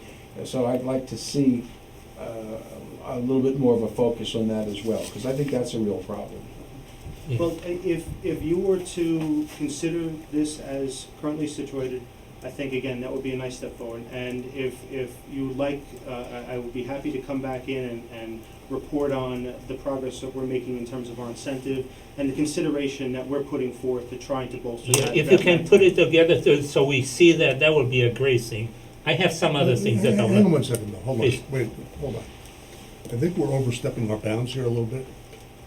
He's coming to present. They've got an incentive program I think they put a lot of effort and mindset into this whole program. For us to be dictating whether it includes nights, whether it includes weekends, listen, let the fire department handle it.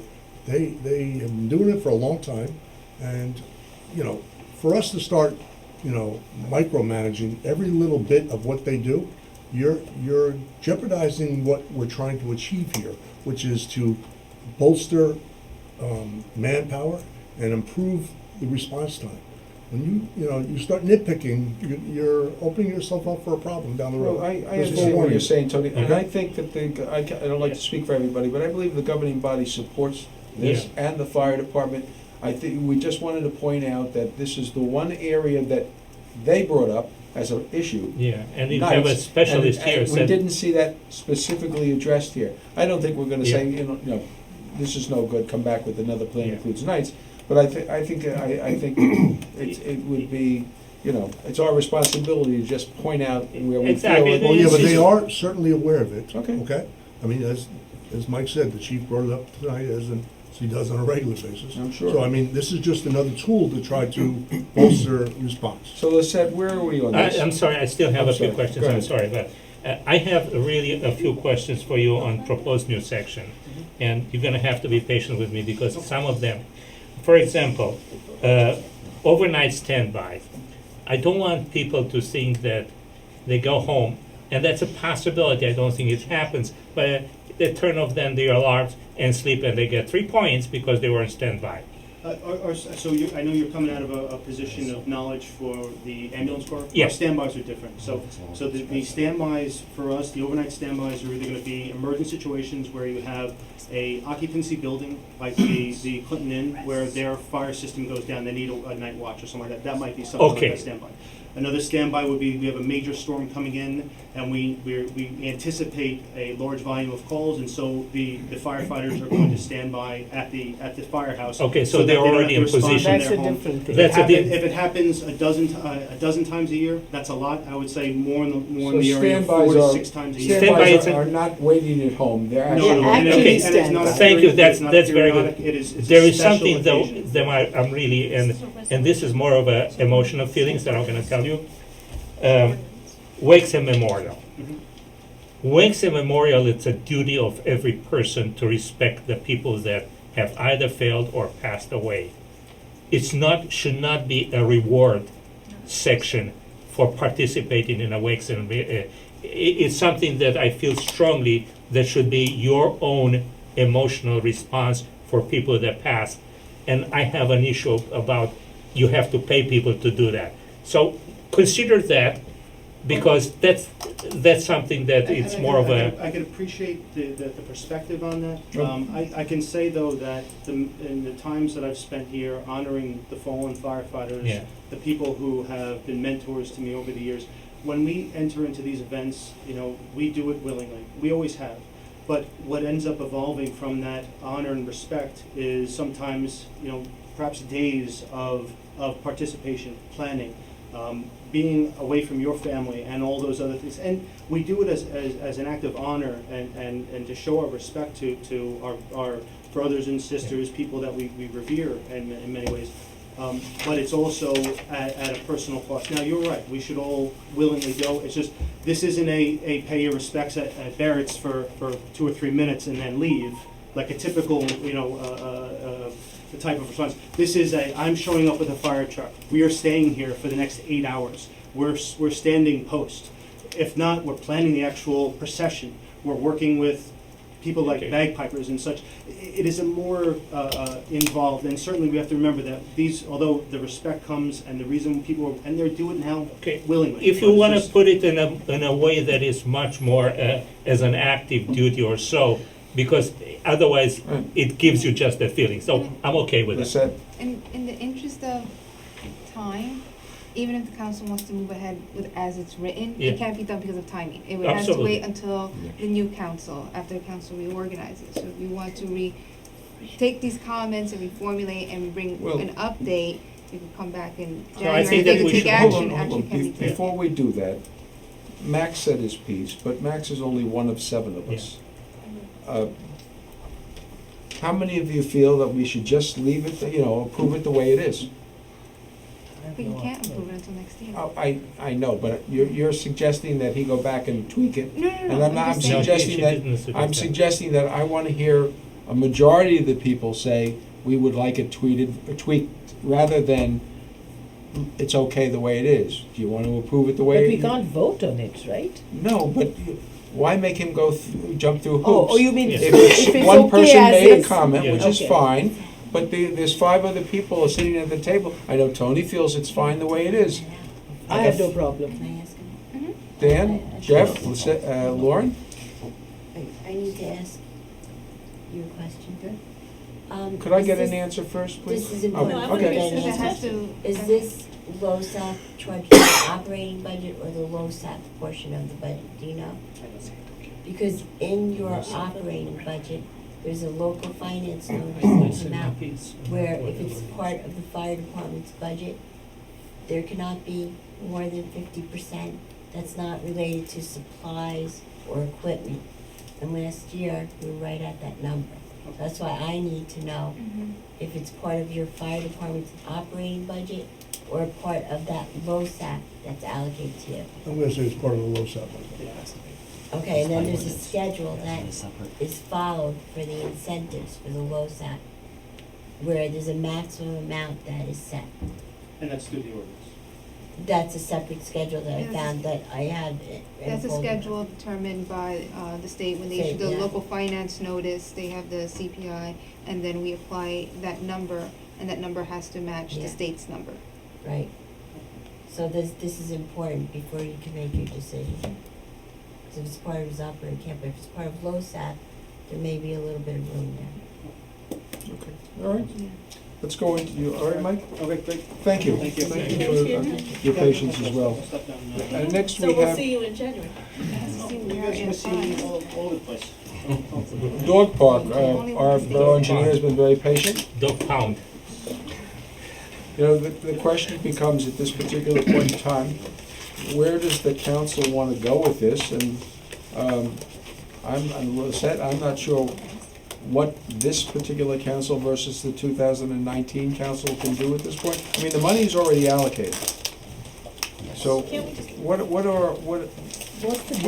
want to One is discuss 6 here? feet, one the other. Well, the only thing I one is think, 6 feet. I think the reason, Go ahead, I'm I sorry. think the reason that I came was the last estimate you saw in November was based on actual prices that Carl received from vendors or using his own materials people to put in these items. He was gonna basically either put in or order these items. It wasn't gonna be a bid out type project.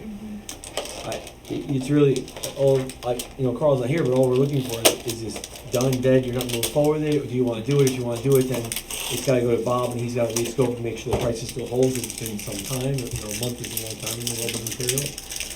Because Well, I believe we never really came to a consensus on the size of the dog park. I thought we did. I thought we No, had. okay, if you see, I there are two proposals that were provided, 2 estimates. And If not, we when it can was do it today. reviewed, it was determined to have the Yeah. benches removed, because the benches could be an item that the Yeah. committee could fundraise for, Yeah. and to remove the sign. I remember That was at 49,270, but that was with a 4-foot fence. So you're taking out 2 things and adding something. So by taking out those 2 items and switching to a 6-foot fence, the price actually went up from 49,270 to 50,320. And there was for two What's the parts. difference? It's fencing. It's just you're taking something $1,000? out. It's And a Hold on, medium. hold on. fencing. Dan had his hand up, please. So the second bottom thing says 80 by 80, and that's what That's for the was large. not Both of agreed them. upon. That's what it was. Yes. Not 80 by 80, no. It Yes, was it was. 40 by 60. No, it was 40. It was 40 by 40 and 80 by 80. You're right, that's what's on the estimate. All right, if we didn't agree, That's it's it. time to agree. It's time to agree That's now. 80 by 80, 40 by 40. Thank you. That's my notes I from had the that day. same notes. I checked Where's- mine. I don't have my notes. Okay, but so It's we your can agree now, Where is it? we can agree now if we didn't agree then, and make a decision. Move on. So nothing has happened so far, other than giving you these revised numbers, so we know. That was the last thing you said. Like, what are we doing? Is, Okay, are we let's going go out? ahead. Is DPW doing stuff internally? Lauren, Like, we need let's agree direction. and move I'm on. just saying, I hate to like redo the whole Okay, thing let's again. agree and move on, let's move on. So what do we have to do? I would like to propose 40 by 40 and 80 by 80 stay, because big dogs need a lot of space to run around. The bear has two Is beautiful this big 40 by dogs. 40? 80 Yeah, by that's it. 80 is the right amount of space. Yeah. I'd even love to go bigger, but Right. What do you think? Is 80 by 80 is sufficient for big dogs? I think 80 by 80 is the smallest size you should have. How much is in Tina? Right, 80 by 80 is the smallest. That one. It's sufficient, but it's 80 the by 80 smallest. is the smallest It's size you 50. can. Jeff? Just a What's the practical size? The question. sizes are the same, it's just you have a higher fence. If there's, since we're going to a 6-foot-high fence. Well, that hasn't been decided. If, It was requested, yes. that's what we requested. It was pricing requested on. and that's what's. in That's the- why we Yeah, requested the there was a- pricing. yeah. if we go to a 6-foot-high fence, is that okay with everybody? Yes, okay. Okay. Is there the opportunity then for the 40-foot length of the small dog park to have the fence shared so that we don't have a double cost of a fence? I mean, otherwise, we're adding at You're adding another 40 feet. You're saying 40 feet. So 40 start at feet 40 feet. at $36 per foot. That's a Yeah. big number. You may be able, some people walked it, when you go out there, there's a number of mature trees that are out there. Right. So we spotted, as you go out the driveway before you make the right to head towards River Edge Road, the smaller dog parks kind of fell in an area where there was no trees, and then the bigger dog park fell on the other side of those trees. So there's this row of trees in the middle. You'd have to somehow connect the two and then have the trees be incorporated into the dog park. I mean, it absolutely is possible if you want to do that. Yeah, and then we It doesn't say. lay out as deep, but it's possible. Because remember, I just want to be clear, to construct a dog park and have the pea gravel go in there and have it stay, DPW's gonna have to level that a little bit, so they're gonna be grading, and what we wanna do is a little disturbance to the roots, to the trees as possible, Right. so when you split the trees that are in the center, it just creates a natural split between the two parks. You could maybe put benches. That was the No, we original do put thought. benches The there. benches were taken out. I'm pleased that we're doing 80 by 80 and 40 by 40. I really can't envision a 6-foot-high fence, considering that most of us aren't even 6 foot tall. I remember the discussion we had about the municipal field and fencing it in. You're gonna feel like you're in a prison yard, okay? And as far as the argument that dogs will jump over a 4-foot fence, well, the dogs that go into dog parks, for the most part, a dog shouldn't go into a dog park if there's a potential for him jumping over a 4-foot fence. Because if a dog of that nature isn't gonna come back to an owner if they get called, they're, you don't wanna have a park where people feel that there's a lack of ambience in a town like Tenafly. Honestly, my question would be applicable to a 4-foot fence then. No, I agree, but I I'm mean, just I bringing just up. picked 6-foot I know fence we've 'cause had I this saw the discussion cost. before. 6 foot, is that a 6-foot thing? No, that's No. That's a higher. It's three inches shorter than me. Bob, what's the That's fence in the high. municipal Yeah, I know. field? 5 You only feet need or a 4? 4-foot high fence. 5 feet Yeah, or 4 I and think we, 6. He's 6 feet tall, that's 6 high. yeah, I think we can stay with a 4-foot. If you go out to the municipal field, the sideline That's 6 is a feet. 4-foot fence. The end line is 6 feet. Yeah, and the Overpick Park, which is a big park, is a 4-foot fence too. Even if a foot. The Now, Overpick Park. If you Because I walk, think you might walk go up to the municipal Yeah, field you're on the right, sideline, it's like a that 4-foot fence is plenty high. You don't need 6 feet for a dog. I agree. I agree with you, it looked like a prison yard, you're right, I never thought about Probably that. 1 foot higher. When you're inside, you're gonna feel like you're locked Yeah, in. that's usually I 3 have a feet. question for either Andy or Bob. The pea gravel, sorry, but I read up a little bit on like the different gravel, that the bigger dogs actually get stuck in their paws a lot, and it was causing issues with the bigger dogs. So the pea gravel recommendation didn't come from me. Okay. That came out of discussions here in this room. I know she was involved. We recommend the easier thing, which is mulch, like a very playground type mulch. But that's not as sanitary, right? It's harder to. If it, it's up to you guys to decide. I Hey, don't Bob, want to if tell we, you that. if we did a mulch floor, And that's- how that's often would expensive, you by the way. replace the mulch? Once a year? With the dogs running around on it, it'd probably be thrown all over the place. It'd create a lot of maintenance issues. before I make a decision, I would call a few towns that have the dog parks and see what their what maintenance they have issues over have there. been. I don't know what Well, pea is gravel like was gravel. expensive too. It's smaller Gravel. stone I gravel. would hate to say, I hate to do, I hate, Yeah. I hate to do things piecemeal, but in this particular case, my own feeling is I think we would be best be served if we agree on a site, a size, Yeah. put the darn fence in, Yeah. and then decide, after we have the fence in, what we want to do. Yeah, Because you might have- otherwise, there's so many variables here, I don't think we're ever gonna get this No, done. we can even agree on on whatever, but I think that most parks I see, they have that Pea gravel. pea gravel, because That's the best- that mulch, it just gets. Is the pea destroyed. gravel any more or less sanitary than mulch? I mean, if a dog, pardon the expression, pees in the mulch, what's the difference if he pees in the pea gravel? Doesn't soak into pea gravel, it doesn't mean But that it the goes mulch. somewhere. It goes mulch It somewhere. goes absorbs into it. the ground. Goes into the ground. It's so much sanitary. dog Every park. single The park dogs I are going know, to pee. every single park I know has pea gravel. Can we call it Bark Park? Can we? I'm sorry? I've seen like other dog parks called Bark Park. I thought that was. Bark cute. Park, whatever. I think We need to make a decision today. we've been talking about this longer Yeah. than an average dog's life. Yes, Okay. I agree. You know, Clark and think- Samantha, rest their souls, never saw this dog park. Yeah. Max and Sam, not Max, Mike, the dog. Your dog, would like to see this dog park even if they don't participate. So I think we really, at some point But in I time, think the we, 6-foot fence should come down. so we do a 4-foot fence. backyard first. Do No, 4 foot. okay, so can we 40 by have a 40 and proposal? 80 by 80 Fine, with 40 pea by gravel. 40, 4-foot 80 by fence, 40, 4 pea foot, gravel, 4 foot. and 4 feet. Yeah. No Done. benches. So, Done. and I if think the we're done. dog gets I pea think we're gravel done. stuck in his foot, he won't be able to jump over the 4-foot Wait, fence. hold on, Okay, but we're done. I do Really? want to say, with our proposal, I want to make sure we have plantings, coverage plantings for along Foster. I want landscape along Foster, so that at least Foster Road has some, Plant some, area. a planned planting of landscaping, and so they're not And staring will at it. anything grow there? It's just shady spot. No, hollies, put hollies, put laurels, hollies, laurels, they stay green all year. You know something, there is another, Bob, what type of fence are we talking about? A chain link fence? or- Black Chain vinyl, link, black chain chain link, link So, with vinyl cover. Maybe what we could do Brown. is on the Foster Road side, make it a solid Okay. fence so that they don't see through it. Yeah, but it's not a Something, question of something. seeing through that, because I don't It's think it's a good idea to That have a won't look solid pretty. fence That for won't the look dogs. Just nice. on one side? It's just put some planting so they don't see the dog park.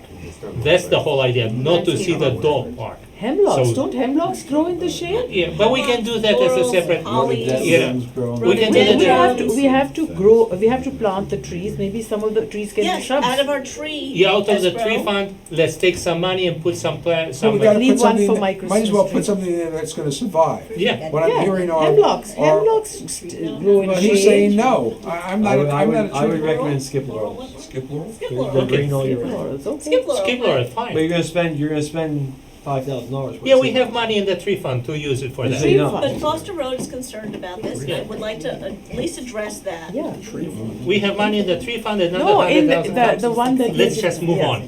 Let's Okay, move on. let's go. Do we Sorry, have I a just wanna put decision? that Well, as you, part of the project. Lisette, how do you feel about this? Can we move forward now with Yes. some of If this? there's consensus, there's no, no requirement All for right, a so- vote, and we'll just work on it internally. So we need Okay. 40 by 40, 80 by 80, I don't know, 4-foot I don't fence, think pea there's anything gravel, to do. It's- and whatever those trees are And on the, the end. and the shade loving trees. And Christine and I will go to work on fundraising, and we'll make this a Cadillac. of I'm making a dog parks. commitment, I'll buy benches. Okay. I will buy the Bark Park sign. Yeah, okay, I'll buy the I have to benches. tell you, I have more Dan people Park, Golf donating Park. money to the benches than to anything else. Okay, Because I really wanted. then you donate beautiful- benches, I'll find something My else dog tonight. likes to sit down after you. Yeah, I I would want like to to see have- down. I want to sit. That's right, forget Let's it. have a timeout. Okay. All right, we done, Okay, we for done. the good of the Let- order. Next. Let's move on to, We for the- decided something. for the good of the order, All right, whoever named it that, I'm not sure. okay. Additional work on Piermont Road. All right, that's me. I have a few things that I'm gonna, first, the additional work on Piermont Road. I did not, we had another basic ordinance for 44,000 on Piermont Road after we finish everything. And there was for management and the reporting or something like that. So it's a ton of money. and I wanted to understand what the money is for.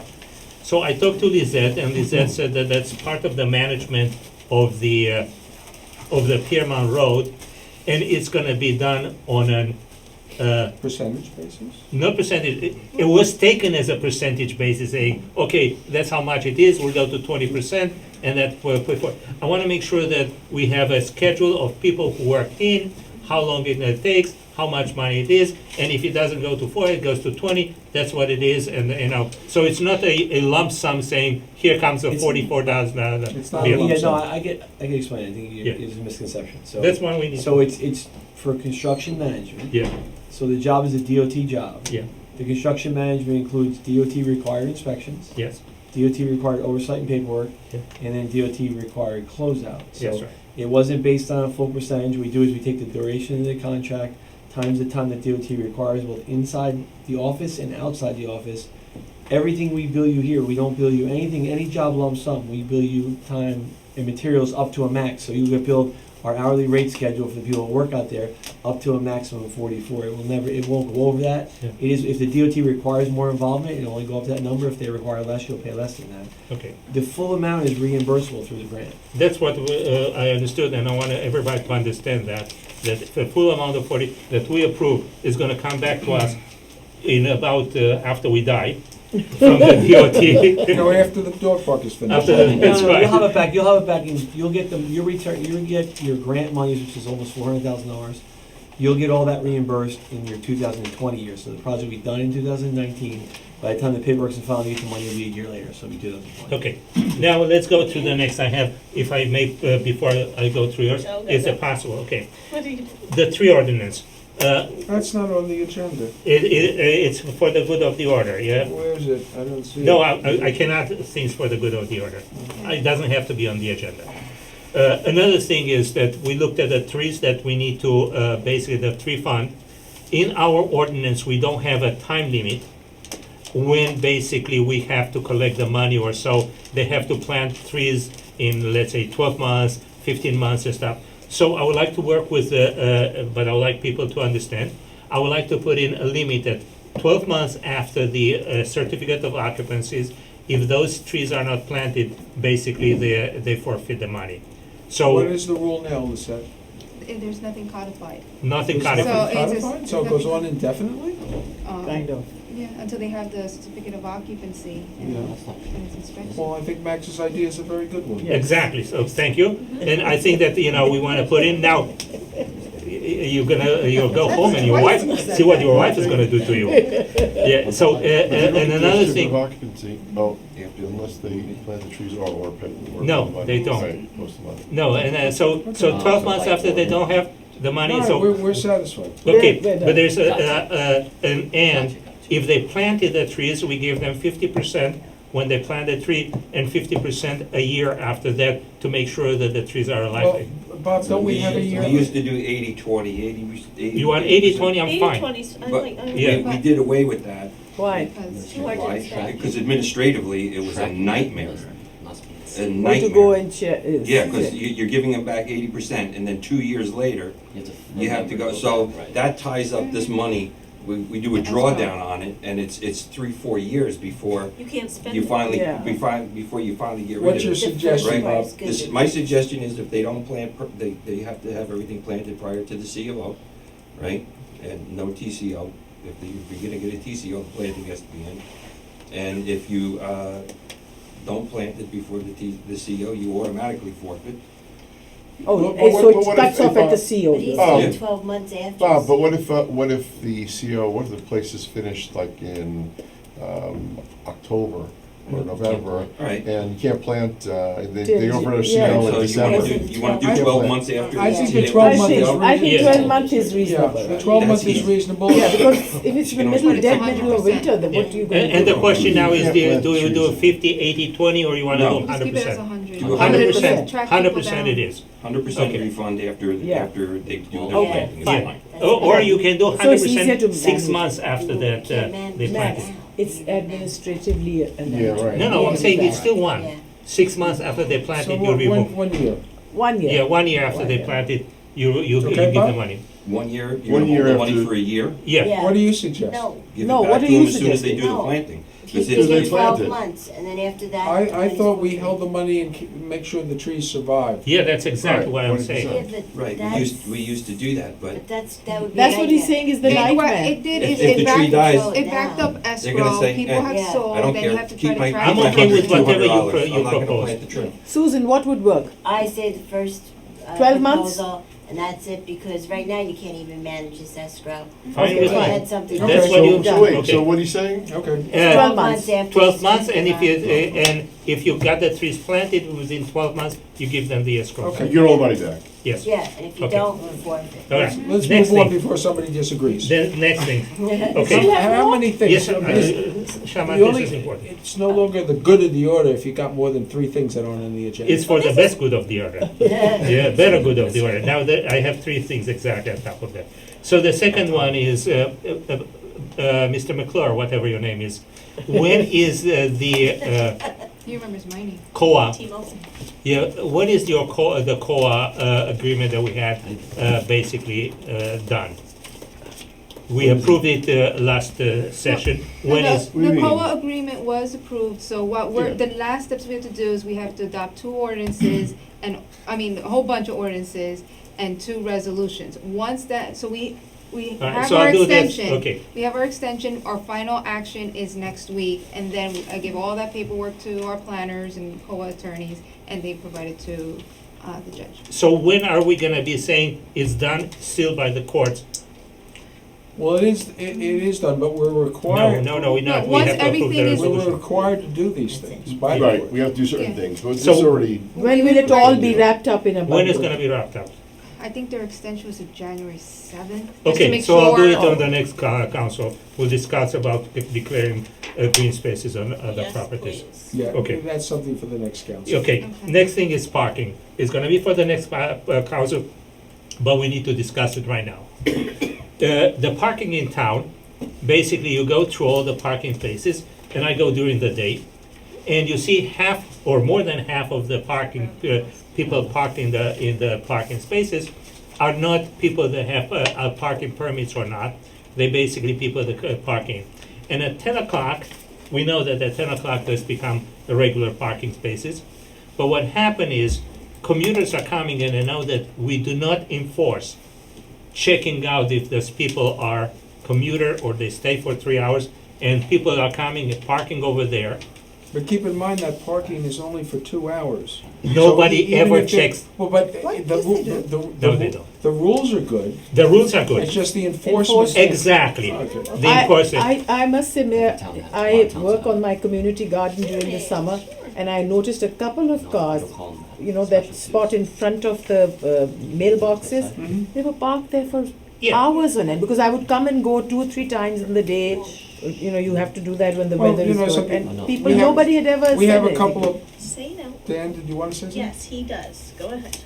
So one of the options other towns use for local enforcement, not enforcement, but for local patrolling, I guess, Parking. on the street level, is special 2 officers. Special two? 2, class 2. Yeah. Class Wha- 2. what's So the class 1 difference? is a full law enforcement officer. Right. Class 2 It's is like a meter maid, you're saying? See, that's what I said. Well, I was going to say, we have 3 options. One is, we asked the police to do more enforcement, which hasn't worked. 'Cause Yeah. They got other higher priorities. Exactly. The second is to hire a part-time person. Yeah, meter to maid or what. maybe work 4 hours a week, Yeah, a give them day. that thing they Exactly. So should that have he in New can York come at City. 10 and stay till 2. Exactly. And I don't know what category that person would be, class 2 Class officer is 2, fine, yeah, whatever, class it could be a civilian though, can't it? It's They are exactly. civilians. Okay, or the third Yeah, option. exactly. But I don't we wanna have to go to the couple. third option. We have to couple What's it the third option? with one Mayor? more thing. They Let me can just. do We have to tickets. couple with one more thing. The same thing happens in our municipal parking lot. I come during the day, it's full, and there is no impossible to believe that every single space is full, and people are parking here. They take the bus. There's and the they bus go stop to, right I there. don't want to exaggerate, it's not full, but I'm sure there are people that take advantage of the situation. Exactly. So we should put the same restrictions, which it says from 10 o'clock to whatever, you can only park 3 hours, and give the employees of the town hall a special permit, so we know that there are places stay there, and put the restriction and do the same thing that we'll do with all the other Well, parking lots. here's what I'd like to do. I'm in the mood for another subcommittee. I'd like to have, with the new council, Yeah. have a subcommittee to sit down, do the parking with Chief Chamberlain and maybe Lisette, come up with something. I believe that a Class 2 officer can pay for themselves. Absolutely. And if they don't pay for themselves, they'll improve the parking situation For sure, drastically. for sure. Lauren? I absolutely think we should look into this issue, but I think we have a transportation committee in place.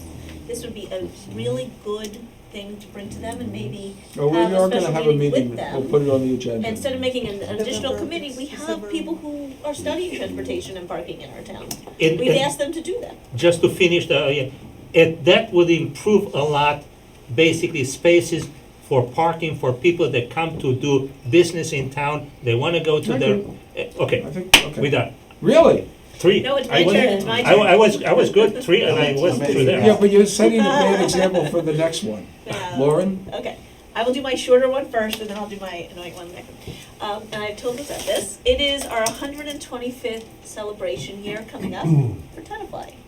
And so if we want to do something, such as asking HPC to look into 125 years of history, or some sort of celebration or day, we've done stuff, from what I understand in the past, Mayor, at 75 and 100. Is that 100.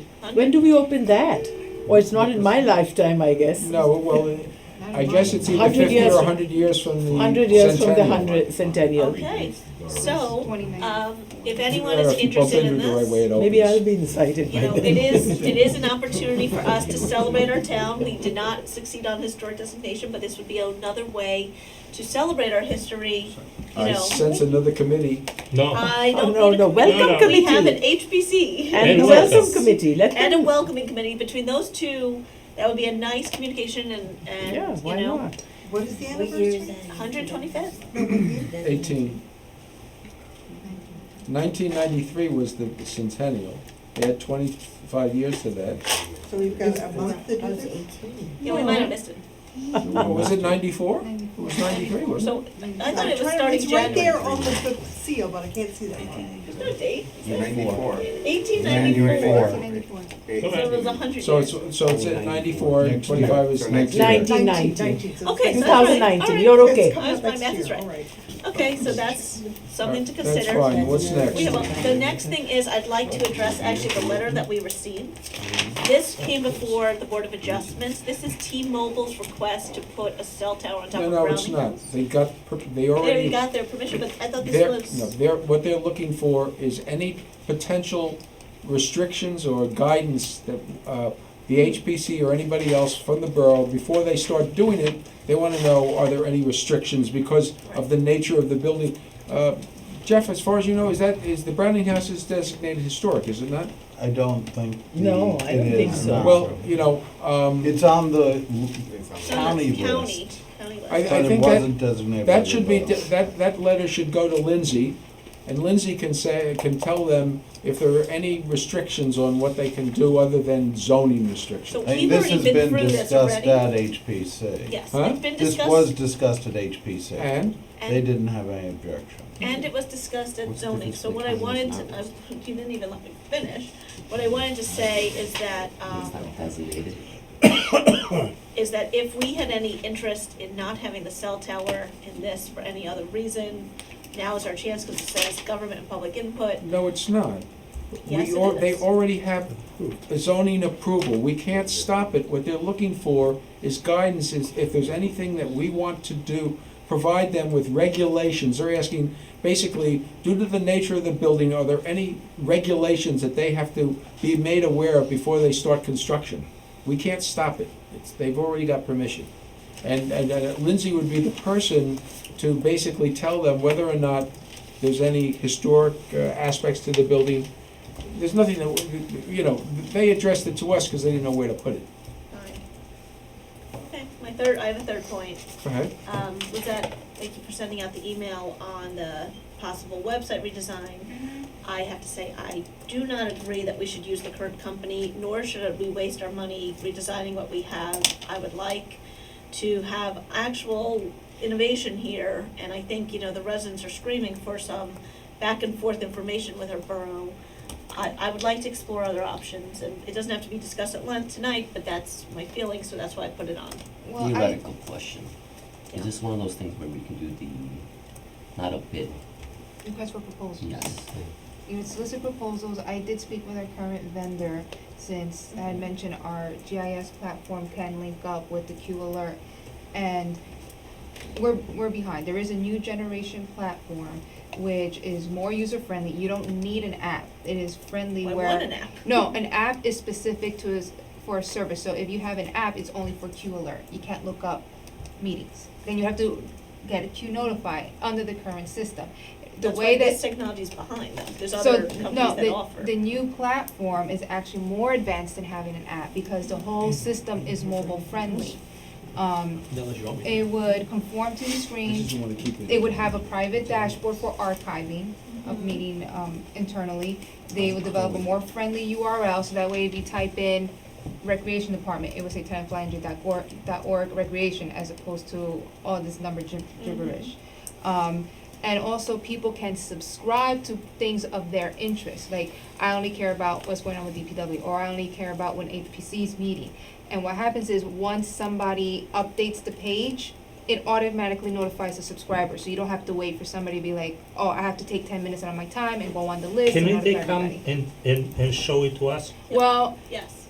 They could do one of two things. They could do that, or another subcommittee. They could meet with me during the day and have a demo. We would meet in the conference room, and there would be a demo, and you could see for yourself. Like, I know I'm a person, I can't think in the abstract. That's why I don't get art. I have to see it in front of me. So if anybody wants to sit with me, I will schedule the demo so you could see, and it's not Somerville, it would be something, they're nationwide, and they could show you what the people will see and what the users, the power users in the borough, as we put up information, and it takes an extra step out of what we need to do, and it notifies people directly. Lauren, It's a complete, sorry. after the first of the year, would you be willing to bring up at the first meeting, not the reorg meeting, the first regular scheduled meeting, and I'd like to have you and Lisette and maybe one other member of the new council during the day arrange for a sit down with. I think we should start with the. We'll look at it current and then people we have. determine from there. Then if you still feel a need to go out and shop around, we can always do that. All right, I mean, I just want to say, at the league, I kind of dragged anyone who I could find on the floor to various software companies, and I was trying to compare and contrast, in terms of functionality, interaction with residents, in terms of data retention, upkeep, all these things. And, I think there's some very good vendors out there. I would like to at least have one or two come in and have a comparison. Well, what we could do, at the subcommittee level, we contact QSEN, we contact whatever the other ones are, and do the online demo and weed them out that way. And then we could decide who to bring to council to provide the total information. I'm comfortable with that, as long as Okay. we're moving in that direction. If there's nothing else, I'd like to, May I, Mayor? For Yeah, the good of the order. Who might say no? No, I want to bring up something pertaining to the garden room. I was at a garden club meeting. I've already brought this to the attention of Lizette. I was at a garden club meeting, and we noticed there were two people working in the beds there who were not DPW. There was a gentleman and a lady, and they were working there. They had boxes. They were digging things up. I don't know whether they were planting or digging. They were using the hose. Do you know who Dave Moscone is? The plumber? Yeah. Was he one of them? I didn't see who it was, but I think that may have been because the garden club president I was questioned that saying. once, and I think Bob told me that he was aware of what they were But doing. they This were is some time ago. But the garden club told me that they had become members of the club and they had been using the club greenhouse for a business. There were like 200 plants there. They were using it to sell to somebody, and so the garden club asked them to leave. Now, nobody knows who gave them permission to. I mean, it's borough property. Well, how do they get into the garden? How do they get into the room? They used to have a key. We'll give them a key. I don't know. When they were members of Well, I the would- club, they were using the garden. What I'm trying to say is, yesterday they were there digging up stuff and putting it in boxes or planting stuff. I'm not exactly sure. And nobody should have, I mean, nobody knew who gave them permission. I asked Lizette. She had no idea who'd given them permission. And nobody knows how they, I mean, the garden club wanted to work on the rose garden. They were not given permission to do that. So why are these people? I don't, once I'm again, just saying, I don't know what can be done. Can the DPW ask them to stop doing that? Well, Do we know? it's I don't borough know what to property. do. People can't do that sort of thing Yeah. without permission. Permission, Now, exactly. when I bumped into, I know David a long time. When I bumped into him, I asked him what he was doing, because I was taken back by it. I said, do you have permission? He said yes, and then I went, I believe it was Bob Culvert. I believe I asked you, and you at the time told me you were aware of what they were doing, and Yeah, it was okay. they were doing certainly, iris they at were the time. working for free and improving the park. Now, this thing about using the greenhouse That for I running, found out. that I don't, They were I've never- using the greenhouse. Is there anything in the greenhouse now? The greenhouse is non-functional. So I don't Yeah, know I how they thought get of to, that. I don't know how Greenhouse they. is now not, this was some time ago. This was a few years ago when they'd been thrown out of I the can garden tell you club. something, I don't recall when that greenhouse was functional, so. It was, because these people used to bring their plants and keep it there, but the heater has conked out. And I hope so, because they're saying they fixed the water, they're worried that in the winter it'll freeze if and Lizette says the heater's been approved, right? Well, the only thing I can say, if you run into somebody that you have a question about that, whether it's Davis Johnson Park or any borough-owned property, give the DPW a call and let Well, them investigate I came to immediately. see Lizette and I gave her the information, but my point is, I don't think anybody should have the free hand to go and work Nobody in the does. garden. Nobody If does. these people No, clearly they were, can. Mayor, I Kidding. saw them. Don't fight He was with everything. hosing that, he was washing something, they had boxes, they were either When was pulling this, up, when was this? yesterday. Yesterday was Monday, sorry, Monday was the garden club meeting, that's yesterday. Yes, it was I yesterday. have to drive down there You more spoke often to because Rob. I haven't Yeah, been and then down I there came in a while. and Chief Chamberlain was here, so I mentioned it to him. He sent a patrol car down there.